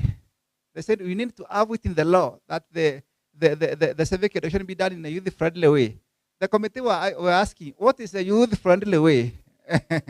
The committee didn't understand what is a youth-friendly way, yeah? Because civic education should be done in a way that it accommodates everyone. So the committee said they are unable to adopt that because they don't know the ways of the youth. There's nothing. Okay, is it illegal? Can they write in law the youth-friendly way? Because the civic education will target children. Even children should be targeted in civic education. Yeah, because the school children from 12 to the secondary ones, the grade 1 and the grade, they are also there. The elderly. So are we going to say us we could do it in an elderly friendly manner? So, but for the reason it was adopted for persons with disability because of the special, because they wanted like web, there's a language they propose about web accessibility something. So that's unique. But for youth friendly way, those are administrative things, not typically a matter of the law. They also proposed something about the directorate, which we have already captured. The youth also proposed that we insert that the PWD be included in class 21. That was agreed. They proposed that we integrate civic education with the schools. Okay, the problem with the schools, of course, the schools mostly are not in the domain of the county, apart from the ECD, but there is also polytechnics. So that was agreed, can integrate in the schools. Then the youth also proposed that we have, in the Civic Education Day, we involve the youth in planning. Okay, so the MCAs were saying, the committee was saying, in the planning we involve everyone, right? We don't have to categorize one person, so that was not adopted. But the Civic Education Day concept was adopted. Then in the monitoring and evaluation, the annual report, they said the annual report should have a report card on how the youth are being involved, but it also that has already been captured because there will be the report on that. Of course, there was also the penalty. That penalty which Udaya was saying we should announce, the youth were saying we should delete it altogether. Yeah? The committee disagreed. They said you need to have some form of penalty, and also they proposed to insert a new clause that the county assembly shall continue the system of the function of the county assembly after 3 years shall be deleted. Of course, that one was done away with because of the bigger concept that office which was proposed in the county assembly of civic education was deleted, right? So the enhancements which were proposed on that were done away with because the entire concept has been deleted. So those are the summations from the Uraia Trust, from the, not the Uraia, who is this? Youth Agenda. We also take cognizance of their lengthy memorandum, which is very good, and we give appreciation to the Youth Agenda team also for the comprehensive memorandum. They took time to comment on the substance. But everyone who has commented on all the teams who have commented, the submissions were really good. From the Center for Corporate Governance to the SCDG Forum, to the county government itself, the State Department, the United Disabled Persons, the Youth Agenda, and the Royal Trust. They took time with the memorandum, which were extremely valuable. And as you can see the bill has been enriched. The bill has been enriched. So those were the memorandums which we received by the time of submissions. Lema, to say something?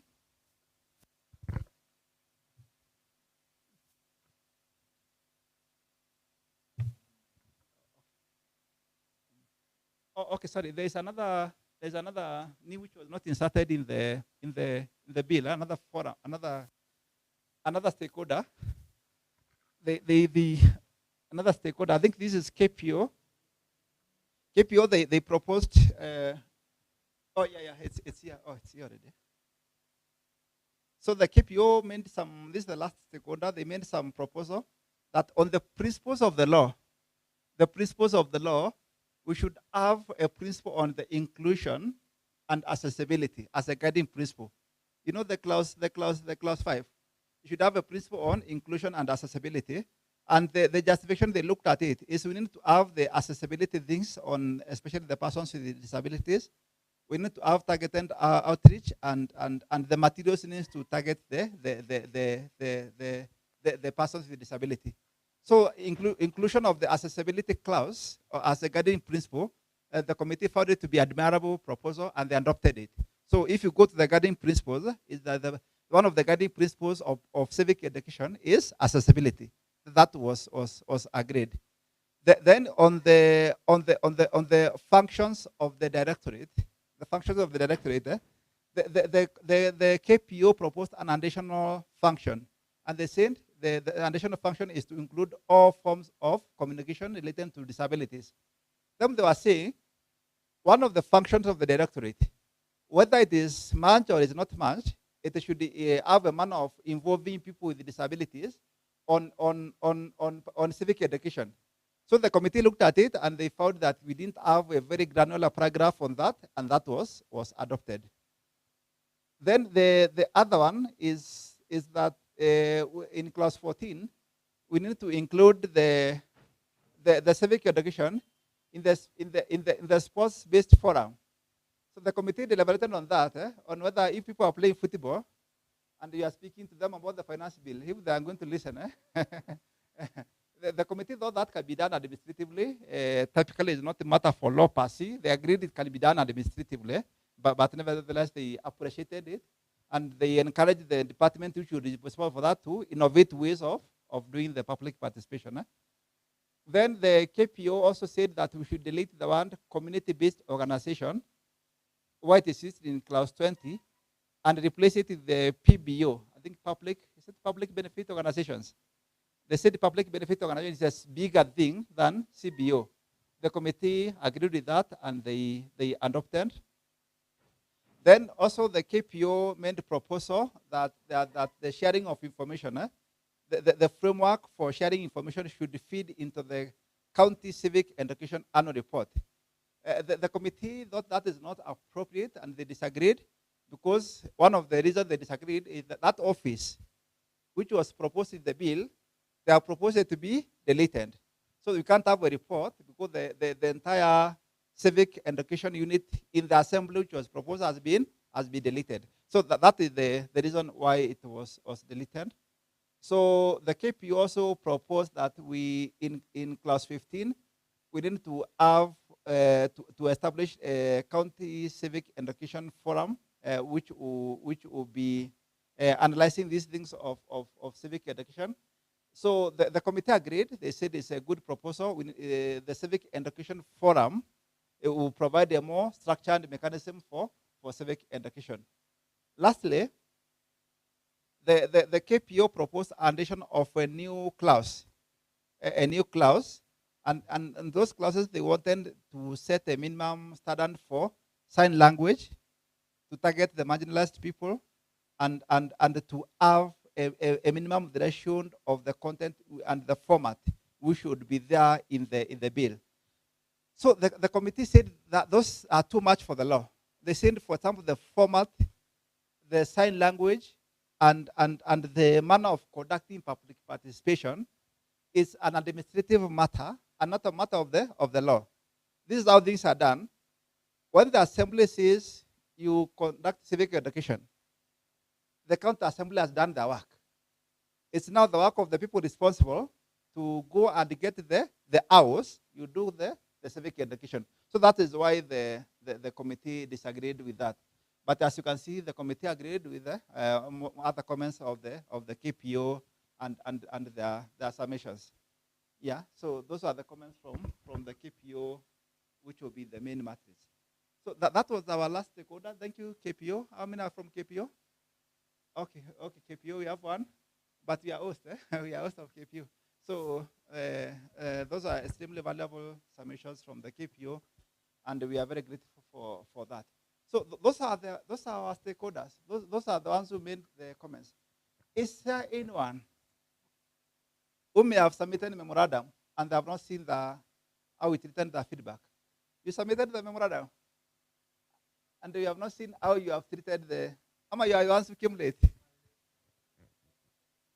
Sorry. Wait, you have a mic. Eh?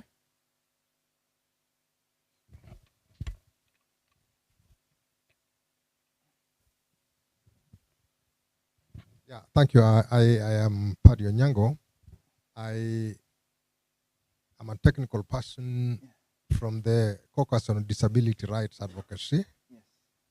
And the CDRA, as we call it, CDRA is hosted by UDPK. And so what we have done, and my colleague is here, I think he has gone out, is what I presented and what you have just shown us, we have combined them into one. So it will be like they will be resubmitting again the combined version, which will be like an addendum to be considered. But that notwithstanding, I had taken a global view of assessing the bill. I took the view that this bill is not being made in a vacuum. It's being made in a situation where we have a constitution, which constitution has prescribed 2 levels of government. Article 6.2. These 2 levels of government are distinct. Neither has created the other. That is why the word distinct is there in Article 6.2.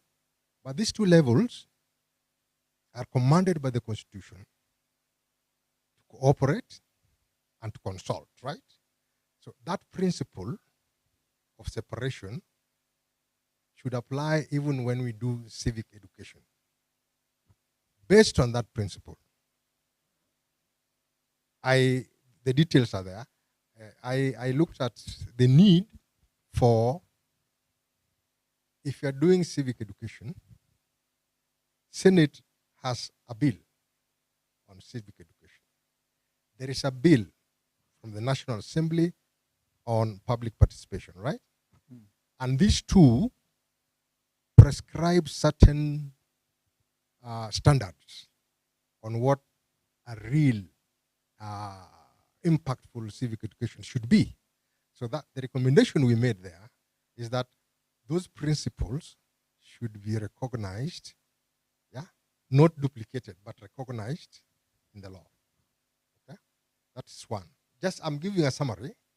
Then 2, on clause 6 of the bill, I had a problem with the fund. Okay, now it is now redundant. It's superfluous because it's just been taken over. But even if it had to go forward, we had recommended that it be separated from the directorate.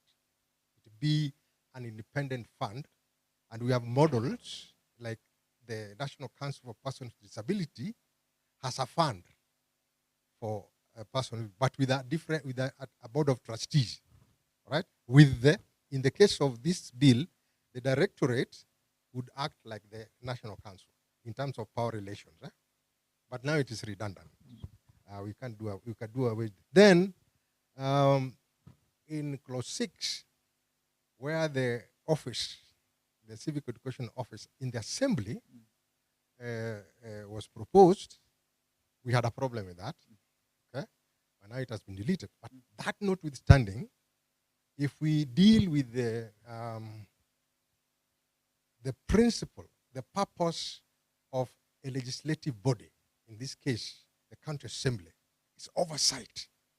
And implementation of civic education is the responsibility of the county executive, right? This is what I've heard us say here. Who will ensure that standards, those guidelines, are complied with by the executive? So, we had said that for that purpose, the county assembly should establish an inclusion unit within it for oversight, not for implementing or carrying out civic education. That is an oversight role, right? Yes. So we had proposed that in clause 6, which it should be a new clause, establishing the, initially we called it County Accessibility Unit, Disability Accessibility Unit, but now to make it more broader, we are settling on County Assembly Inclusion Unit, setting standards, doing M&E, monitoring evaluation, which is an oversight function, right? So that was agreed. Then in clause 25, on where the CEC is making rules, yes, on civic education. Now, we had a problem with that.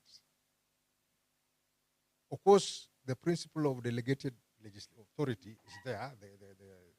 The relevant committee can do that. We were thinking that in that process of making rules, given Article 6.2, which I've mentioned there, that we have 2 levels of government, that the presence, consultations with OPDs, with PBOs, and with the Council of Governance, okay, they be involved in the formulation of those regulations to operationalize this bill. There are others, but those ones have been now superseded by the merger of the UDPK and CDRA proposals. I don't know whether you have something to add. Thank you. That's in summary what we thought we could contribute. Okay, thank you very much, Fadi, for the submissions. Yeah, as you can see, like the main ones of the fund, whatever have been in the bigger structure of the ecosystem. Yeah, but nevertheless, we would like really wish to have your submission for record. Yeah, for record purposes, so that they be included in the memorandum, because this will be a record of the assembly. So and also for recognition purposes. But thank you so much for those additional recommendations.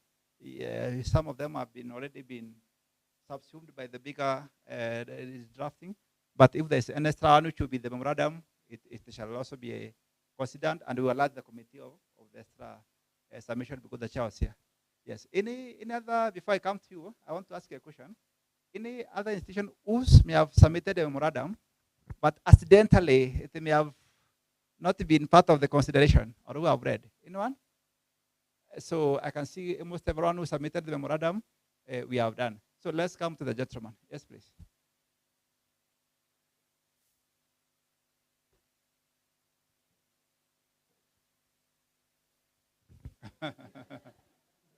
Okay, welcome back.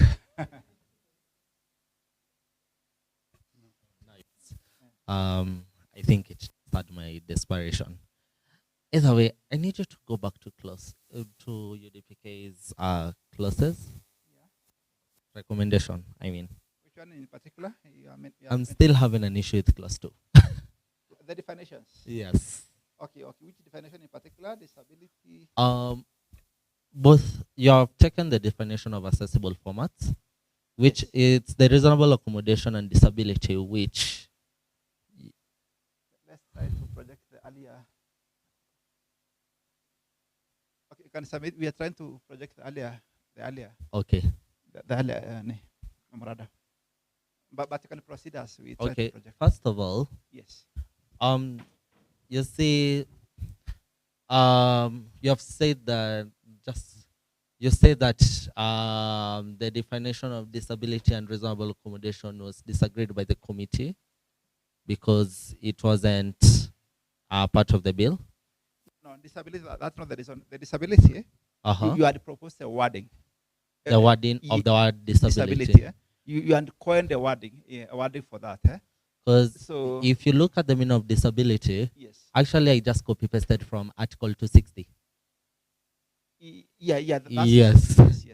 And I think I kept it in the rationale. Yeah. And even reasonable accommodation, the wording itself, it's straight from the Persons with Disabilities Act 2025. It's not, I never kept new words to it. I just embodied the words in there. And the main reason I said the wording, like for example, as my senior, you know, like the Limitation of Actions Act, disability has a different meaning in the Limitations of Actions Act as compared to this other act. So I think we need to embody, even if you say disability, meaning this to have the same meaning as Article 260, as done in Article 260 of the Constitution of Kenya, and reasonable accommodation to have the meaning in Persons with Disabilities Act, the same meaning as Persons with Disabilities Act. I think that will be better instead of like disagreeing in this entirely. Instead of, let's say, because you're saying the problem is the wording, in which the wording, I've told you, I just embedded. I never introduced my new wordings to it.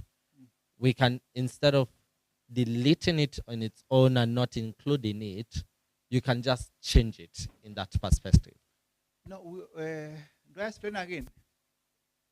The rationale for disagreeing was not because of the concept. What the committee said, yes, we see what you have defined, but the committee actually was alerted what is there. The committee said, rather than in fact even struggling with the other definitions, the Parliament passed, I think you understand out, Parliament passed the Persons with Disability Act in last year, right? 2024. So what the committee said, let's just copy paste what is there in the Persons with Disability Act and bring it here. That was the recommendation of the committee. Yeah.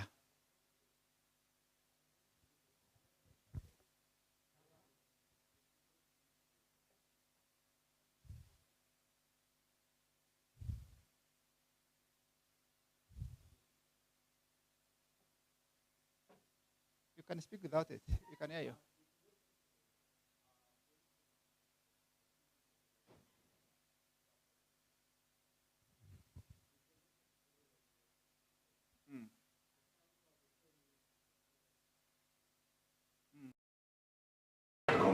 They still define, so even if they said, okay, it was defined in the Children's Act 2022, it is still in the regulations. You see. So when someone come and say children, but they say the definition of child in the Children's Act 2022, they know they'll have to go to the Children's Act. Even I think there's this word in the Persons with Disabilities Act, we have said to have the same meaning. I forgotten the specific one. So someone will have to, you cannot, because if you are going to just use the ones of persons with disabilities, that is assumption. It will mean, yes, because you see, I've told you, right now, if someone gives the disability right now, and if you don't try to have the same meaning as Persons with Disabilities Act, as embodied in Persons with Disabilities Act, someone may go to the Limitations of Actions Act. So I'm not saying even the wording, you have to keep it word by word. Just show that this word is there, this interpretation. If you want the meaning of this word, please go to this act. So that this is people know about it. Remember, not everyone who will read this document is someone who is capable of knowing, I need to check the Persons with Disabilities Act. In fact, most people don't know it was passed. So and some may use the 2003 one. Some may use other meanings as per them. So you just one way or another, even those definition on youth and everything, as if you've just said one mention, youth or children or something, and it was even embodied in other acts, just write it there. There's no harm. Okay, I get you. The good thing is the only difference is the approach, but the conceptually we are aligned. Okay, I think it's okay. The approach is proper. We will take the different rather than cross-referencing, and have it there for stability. So I think we are aligned on up to that. That one we adjust the report and capture the recommendation in a more properly way. Okay, thank you so much, Tim. Any other observation? Okay, now before we open the plenary, yes, please. You can have the honor of grabbing the mic.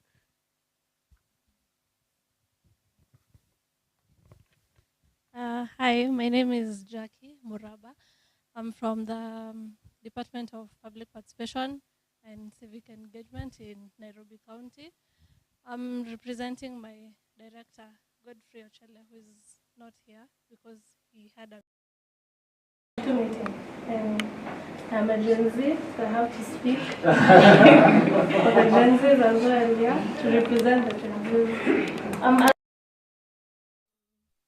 nervous. I'd like to respond to youth agenda, yeah, where they've said have civic education be done in a youth-friendly way, yeah, and the response by the team is this is to be done administratively. I'd like to say, as Nairobi County, the public participation team, what we do is right now we are trying to include a digital way, yeah. So the youth are so tech savvy. I'm also tech savvy, yeah. We are trying to have digital ways in which we can include the youth, whether it is through Zoom, whether it is through X Spaces, whether it is through QR codes, Google Meets, and all that. So on our part, that is what we're doing. In terms of including, letting the department stay as it is, without having a whole new department for civic education.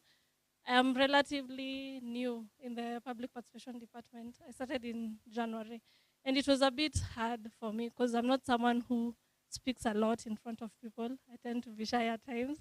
But I really appreciate what our leaders have been doing. We've been having trainings on how to do civic education and all that. So what we are doing on our end, I hope we'll be able to serve the community better. Thank you. Thank you so much. You're not shy. I'll have to task. Yeah, you're a future leader. You are sitting beside the party. Your party is a veteran in this space, so you're in a proper mentorship. Yeah. So, okay, thank you so much for the submissions. But let me reflect a little bit on what you have said. The committee was okay with the submissions, especially on the youth-friendly. The issue is how to incubate them in law. Because when you say in law, you have to do it in youth-friendly format. We are speaking, the implementer of that law, what do they have in mind? Yeah, what do they have in mind? Then the problem of the drafting of the law, you see, the maker of the law is like a mother, like a mother of everyone, right? Is a mother of youth, is a mother of children, is a mother of elderly men, elderly women, elderly, who else? I don't know who else. Like you have to consider everyone. So if you have to say in the law, you have to conduct the public civic education in a youth-friendly manner, then as the mother, you need to say also, you have to conduct it in a child-friendly manner. then you have to say, you have to conduct it in a women-friendly manner. You know, the Pandora box you have opened. So to prevent all that, you just say it has to be done in a manner which is acceptable to everyone. So that was the reason of not having it, because you need to have it in a generic form, because if you segment one, then you are opening it for others. They want to be asking, why are we not being included? Especially the children. Children, they are a special category, because the children, they need to be reached in a certain way, because they also warrant civic education. You know, this is not a matter why we target above 18. You know, there are some laws we target above 18, but this is the law which we target everyone. So that was the reason which was there. But since you have the fortunate of being now the one who will be implementing this law, we expect administratively, you are going to coin mechanism which are a bit friendly from the manner which you have been doing things. Like me, when we do laws here, we go call people in a baraza and dress them and go. But some people find that that's boring. People want some more savvy, more cool things. But me, I don't know cool things. So it's people like you now who need to say what are the cool things on how to reach the people. But that was the rationale of the committee, is in terms of the applicability. But thank you so much for the submission. Yeah. Yes, let's have. Who do we have? Let's have. Who? I want to have them. We are going to have number 1. We are going to have number 2. Who else? I want to close the chapter so that I can return back the knee. Okay, we are going to have the submission in that order. Then we are going to open the floor. Then I'm going to return back the program. Let's start up here, please. Mine is just on a comment that my colleague here had suggested that do you have a representation of a person with disabilities on this committee, either on the legal advice or something, because that can sync well when you are doing all these bills. The committee on national, on the assembly, of the assembly committee, the one which will be considering them. Do we have? I don't know the members. Do we have a member there who is person with disability? No, but yeah. In the assembly itself, there is a member. Yeah, in the assembly itself, there is a member. Yeah, but I don't know the member's name. But nevertheless, the members of the committee, even if we may not have persons with disability, the members who are there, because they are representative of the people, they should be able to consider the views of everyone. But I'm not sure if there is. See, no, this is the issue. Okay, let me speak.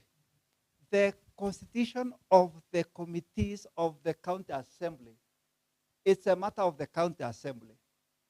Are we together? Like us, we have no role on how the county assembly constitute their committees.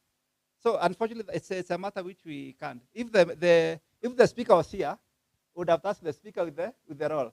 But the committees of the county assembly are unfortunately the committees of the county assembly. It is them who are independent, who determine how the committees are. So unfortunately, it's them. So I don't know if they have someone there, but it's the committee of the county assembly. Yeah. Not the committee, not the assembly, the committee. Yeah. It's wrong. Maybe we submit that feedback the speaker. Now they was asking whether the committee which sits with this bill, they have a member who is a person living with disability. So I'm telling that the constitution of the committee is it's a matter of the assembly. Let's have the submissions, please. Continue. You can react. Then proceed to make your submissions. Please, the floor is yours. Okay, thank you. My name's Celine Acheng. Let's listen to Celine. Yeah. So the first thing I also wanted to ask is what Mweni has asked. Yeah. So I'm from Empowered Women with Disability Network, Tuko hapa tu Dago. And my question was simple. According to how public participation has been going on, we've not really been inclusive. And I don't really understand how inclusive is inclusive. Because we've been having challenges with the accessing the public participation spaces, which most of the times they are not inclusive for persons with disability. That is one. Two, we've never had sign language interpreters in these sessions. And those are the things that we've been asking for over and over and over again. And now that you've come up with the other docket, with the civic education one. So how is this going to be inclusive? First of all, the accusation has been leveled on the two colleagues. So I will not answer on your behalf because the accusation is you have not been inclusive. So I'll give you the floor to reply to that. But typically, let me distinguish the two things and the limitations of the assembly. Because here we are looking at the law side and we are looking from the assembly side. The work of the assembly is to ensure they make the law which is all inclusive, which has implementable provisions. So if you look, for example, the public participation law, the law is good. But that's where the assembly stops. It's now the work of the executive, the other side, to take that law and implement it. So if the executive has not been implementing the law in a manner that you think is desirable or people think is desirable, then we should take that blame to the executive and ask them to up their game. But if the law was broken, for example, if maybe it was not clear, what we would have done, would have gone back to the assembly and did what we call amendments. Amendment is we fix the law. So for now, this forum is forum of the assembly, and the assembly deals the making of the law, and then of course the executive will implement. So that's why I'm saying the colleague from that department, I don't want to put them in the task, but you have received the feedback, yeah. So if colleague. I may ask, Yeah. so with the assembly, it stops with making making the law and oversight. So do they really oversight? They do. Because kama you can wangekuwa alert them. You can alert them. kama wangekuwa wanafanya oversight tungekuwa most of the times persons with disability are not able to participate in public participation, and I think most of persons with disability are in this room and they can attest to that. Most of the times you go to the place is not accessible, so you won't be able to go even give your voice. So what happens? And my friend, I have been complaining to him. Yes. So I really don't know how this will work. If the other one is not working, then how is this going to work? Can you give him the mic a little before you come to him? You can reply a little. Yeah, just to admit that we have made some progress, that you must admit. We didn't have a department just to ensure that people participate. Now we have. We have done a report and seen the challenges. The fact that we are here with partners in the very field of ensuring that persons with disability are included, that means also we are working much better. And where we have partnered with KPO, there are some certain conveniences they also help us bring on the space. But I know others issues to do with infrastructure will require deliberate location. Maybe that's where you need to lobby more. Maybe come with your data and about the status of the halls. Pass them through the chair. Let's see what they do, because some of them are infrastructural, which requires some allocation of some funds here and there. So maybe you have not lobbied on that. I don't know. May I ask all partners here, including CEO, to peana, how many times have we petitioned the county government? A serious petition where we have listed this number of halls in this county, and this number of halls are not accessible. If we can do that evidence-based kind of advocacy, then it will help, because we have very finite resources, and all of them, you are chasing this and that. Watoto wanataka kukula, also this. So we are pushed. So, but if you did, I would like to see the petitions you have given out there. But I'd like to see. Then maybe we can try to push. Thank you. I hope you are satisfied. Yeah, I think they are doing something. I think they are doing something. That's right. That's right. You can try more. Yeah, you can try more. Okay. I think we are done. So the next step now, we are in the OOB. I think, as I've said, this was, so before I say the way forward to happiness, okay, let's have him, then we have the OOB. Yeah, sure, please. I was guided, pale nyuma, and this is a thought that I was even discussing with him.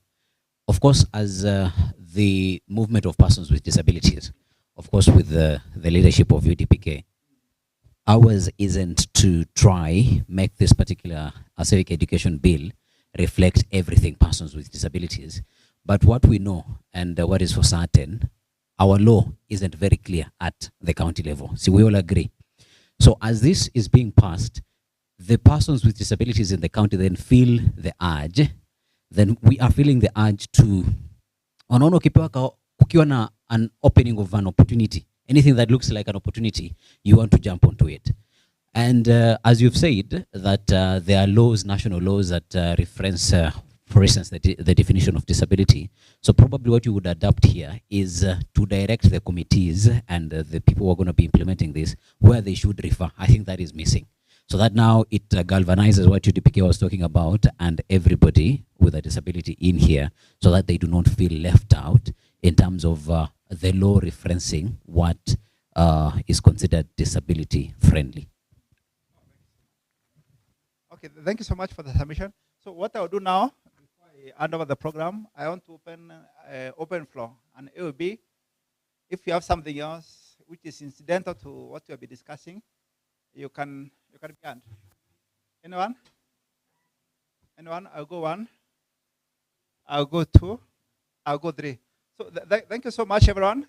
So the next step which we are going to have, is of course executing this bill in the normal process of the county assembly, and of course the submissions were really valuable and they'll be enriched. So the bill will go to the committee of the whole house, and it will be executed accordingly, and I hope it will pass.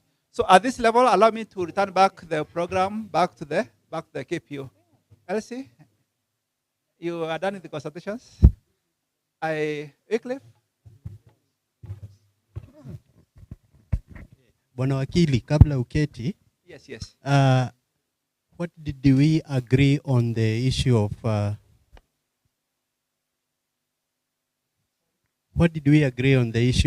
public participation at the ward level or the civic education? Because the director not really decided, but he spoke like an executive where saying that people should be probably going to City Hall. For me, my thinking is, let the information go to the ward. Let us stick to the ward level. Then for them, they do the work of coming where we are, because they collect the cess at the ward level, isn't it? You have the enforcers at the ward level. So I think you also need to put people from City Hall, they come to the ward level to do public participation. So it has been eating me. Please, let it remain at the ward level. Then let them find a way to go about it. These are learned people. They can find resources. In the director.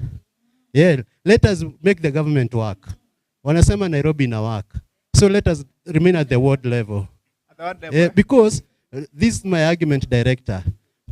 Imagine me, I'm from Korogocho. Kupata 50 bob ya kupanda gari kukuja hivyo ama 70 ni kazi. Nitakula ama nitakuja City Hall public participation. Umeitana huko ni mambo ya boros. Mnaita baros. Bwana yategemea kwenye unaenda Sunday school.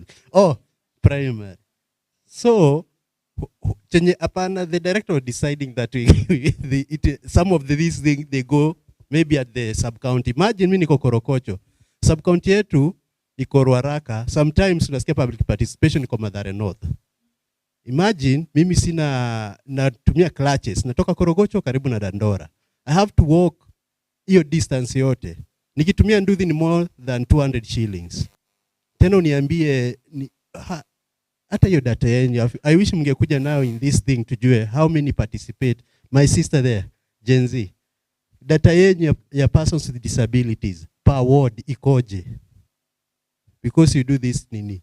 Because something else, the reason we are trying to say persons with disabilities should be represented, because you don't understand. You don't understand the pain. We speak with passion. And that's why I'm controlling myself to speak, because I see it's like, this is not important. It's on another place. You see? And when you say it's disagreed ama totally, inaonekana ni kama imefutwa. Unajua ukishaandika na pencil ifutwa, itawahi kuwa ni kama it existed. And that is the matter of law. So please understand us now wherever you go. Pitisha hii ujumbe ujue persons with disability need to be included at all levels. Asante. Okay, thank you so very much. Thank you very much. Fantastic. So actually the proposal, because the director there was commenting on the proposal which came from the stakeholder, I don't remember which stakeholder, they said that the public participation be done at the ward level, and the committee agreed with them. So I think what he was trying to look at it is submit on the other side of that proposal, but the proposal as adopted by the committee for now remains, but of course, its side of the story can also be aired. So at this juncture, allow me to take a back seat and add program back to Wycliffe to continue from there. Thank you so much. It was an interesting session.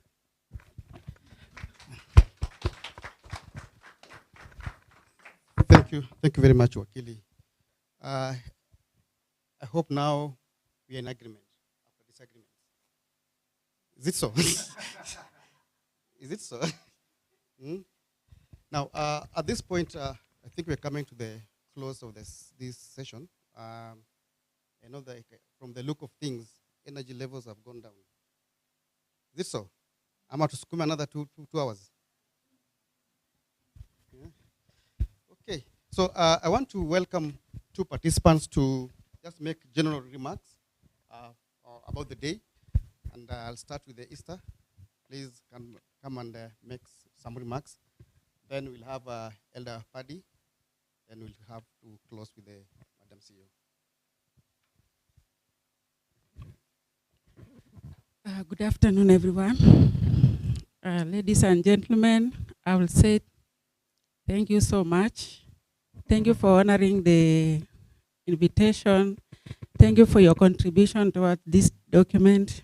We were given an opportunity to go through it and give our ideas, comments, and even make it better. And we appreciate that it was taken into consideration. All of our ideas were looked into and have been addressed. If your idea was not taken into consideration, you've been given the reasons as to why they will not do what you asked. And I thank every one of you, especially the organizing team. You did not go and sit down and come up with the document and took it to the higher level, but you are able to engage us meaningfully. You are able to go to the grassroots level, whereby they have given out the ideas, they have contributed. So we feel that we own this document, isn't it? It is our own document. So we believe the team is going to take it to the higher level and ensure that it has been approved to be an act. Thank you so much. Thank you, everyone. Yeah. Thank you, Esther. Mweni, you agree with everything.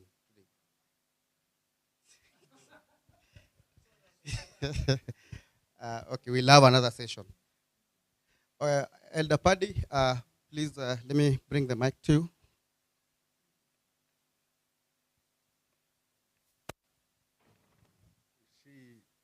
Good afternoon, everyone. This is the problem of being an elder. You are being ambushed, but then as an elder, you have to do what is necessary. Kwanza kabisa, napenda kuwashukuru kwa kufika hapa kwenye hii hafla siku ya leo. Katika hii mbinu mojawapo ya kuidhinisha huu mswada kuhusu elimu jamii katika kaunti ya Nairobi. I say this with a happy heart because what we are doing today is historic. What you are doing today and what the work I've seen is going to show what Nairobi is. Nairobi is not just a county. Nairobi is not just a city. Nairobi is a capital city county. And the world and the rest of the 46 counties look up to Nairobi to set standards. And Nairobi has set these standards in the past. I'll give you an example. We had problems with accessibility on Aga Khan Walk. Okay? You know that place, eh? If you go there today, you will see what a petition done by UDPK, Kenya National Association of the Deaf, to the city Department of Planning, Directorate. If you walk there today, you will see that indeed counties listen sometimes.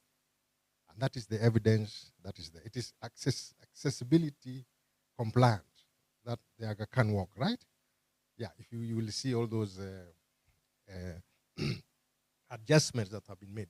So I want to say this, to thank you all on behalf of us, and that is not because I'm an elder, but because I'm part of the participants. Okay?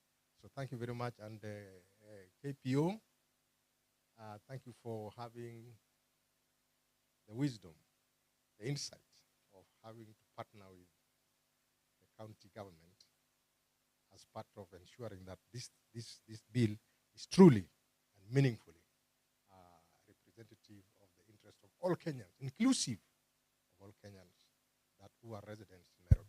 Thank you very much, and may God bless you, and may God bless Nairobi.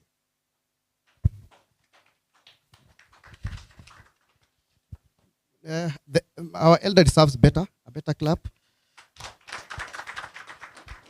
I think I did not go wrong by choosing him.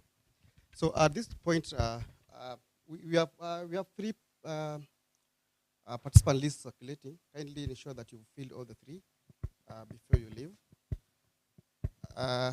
At this point, I want to welcome again Madam CEO to come and close the session.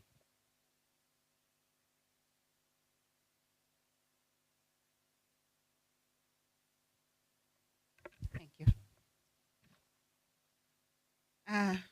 Good afternoon.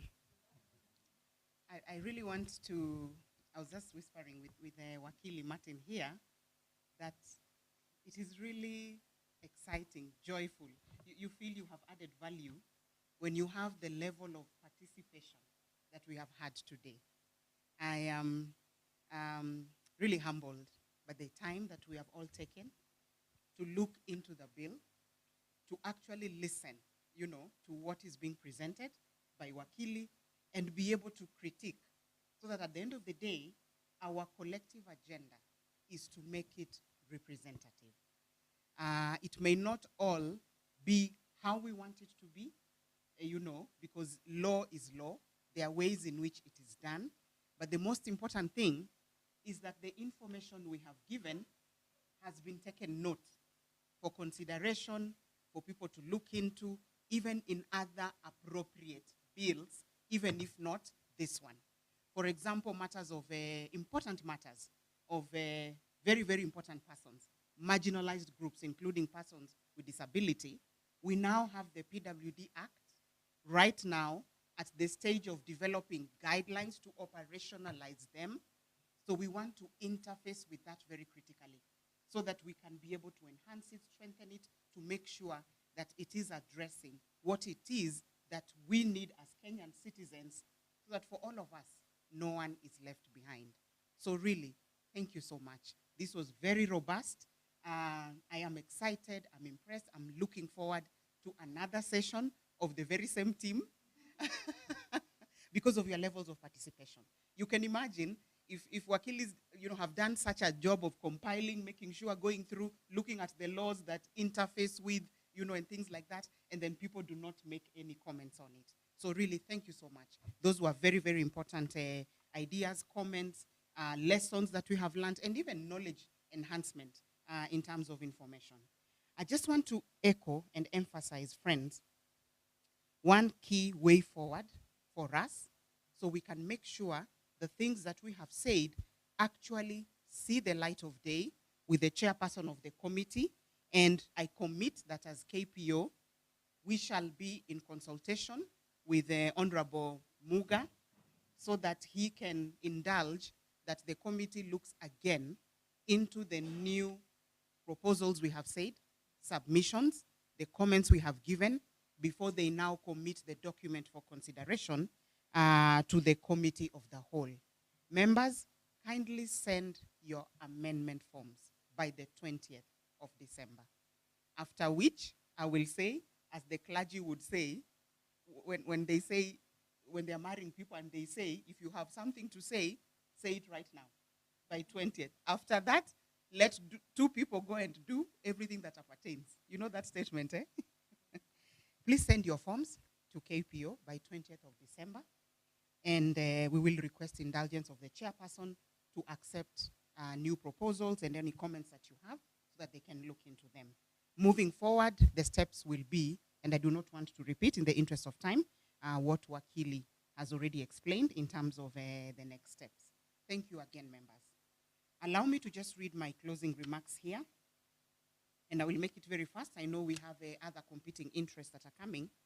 And so, friends, colleagues, in the field of disability, in the field of social development, of enhancing, empowering our citizens in this country, in the diversity that we are in this country, as we come to a close of this very important validation session, I want to thank each one of you again. On behalf of my board, the management, and the whole of KPO, thank you for honoring our invitation.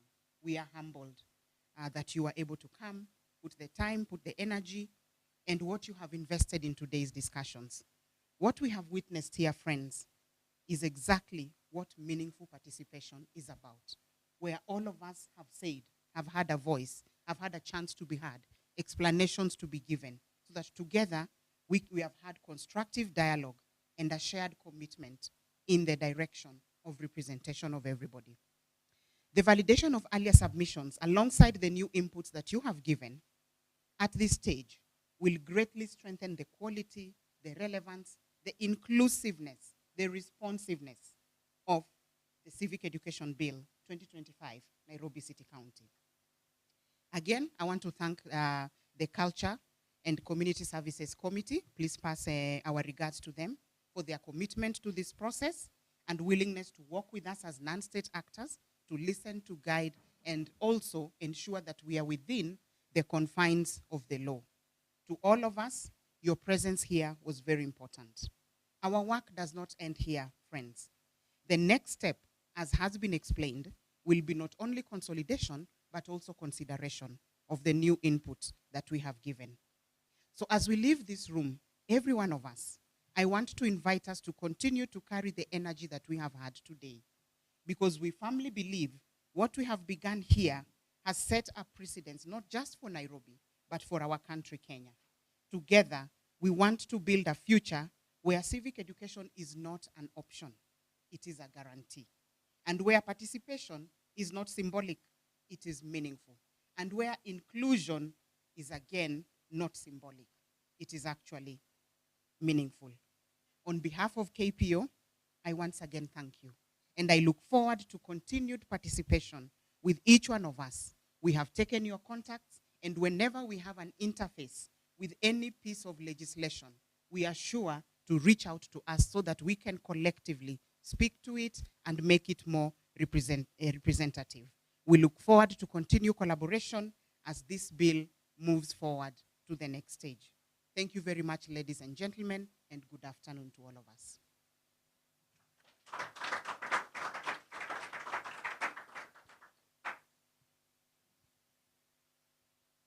Thank you very much, Elsie.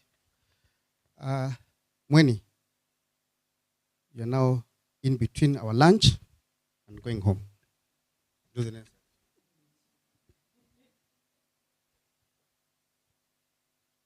All right. Let's bow for a word of prayer. Father, I want to thank you for this afternoon. Thank you for your journey mercies you gave to us in the morning until this hour. and everything that you have discussed and deliberated, that it will be for the glory and honor of your name. Father, be with us even as we go for lunch and even in the afternoon hours. Guide us and bless us. Be with us in the course of the weekend. In Jesus' name we pray. Thank you very much. See you next time. I'll be doing some transport, so see me before you leave. Asanteni.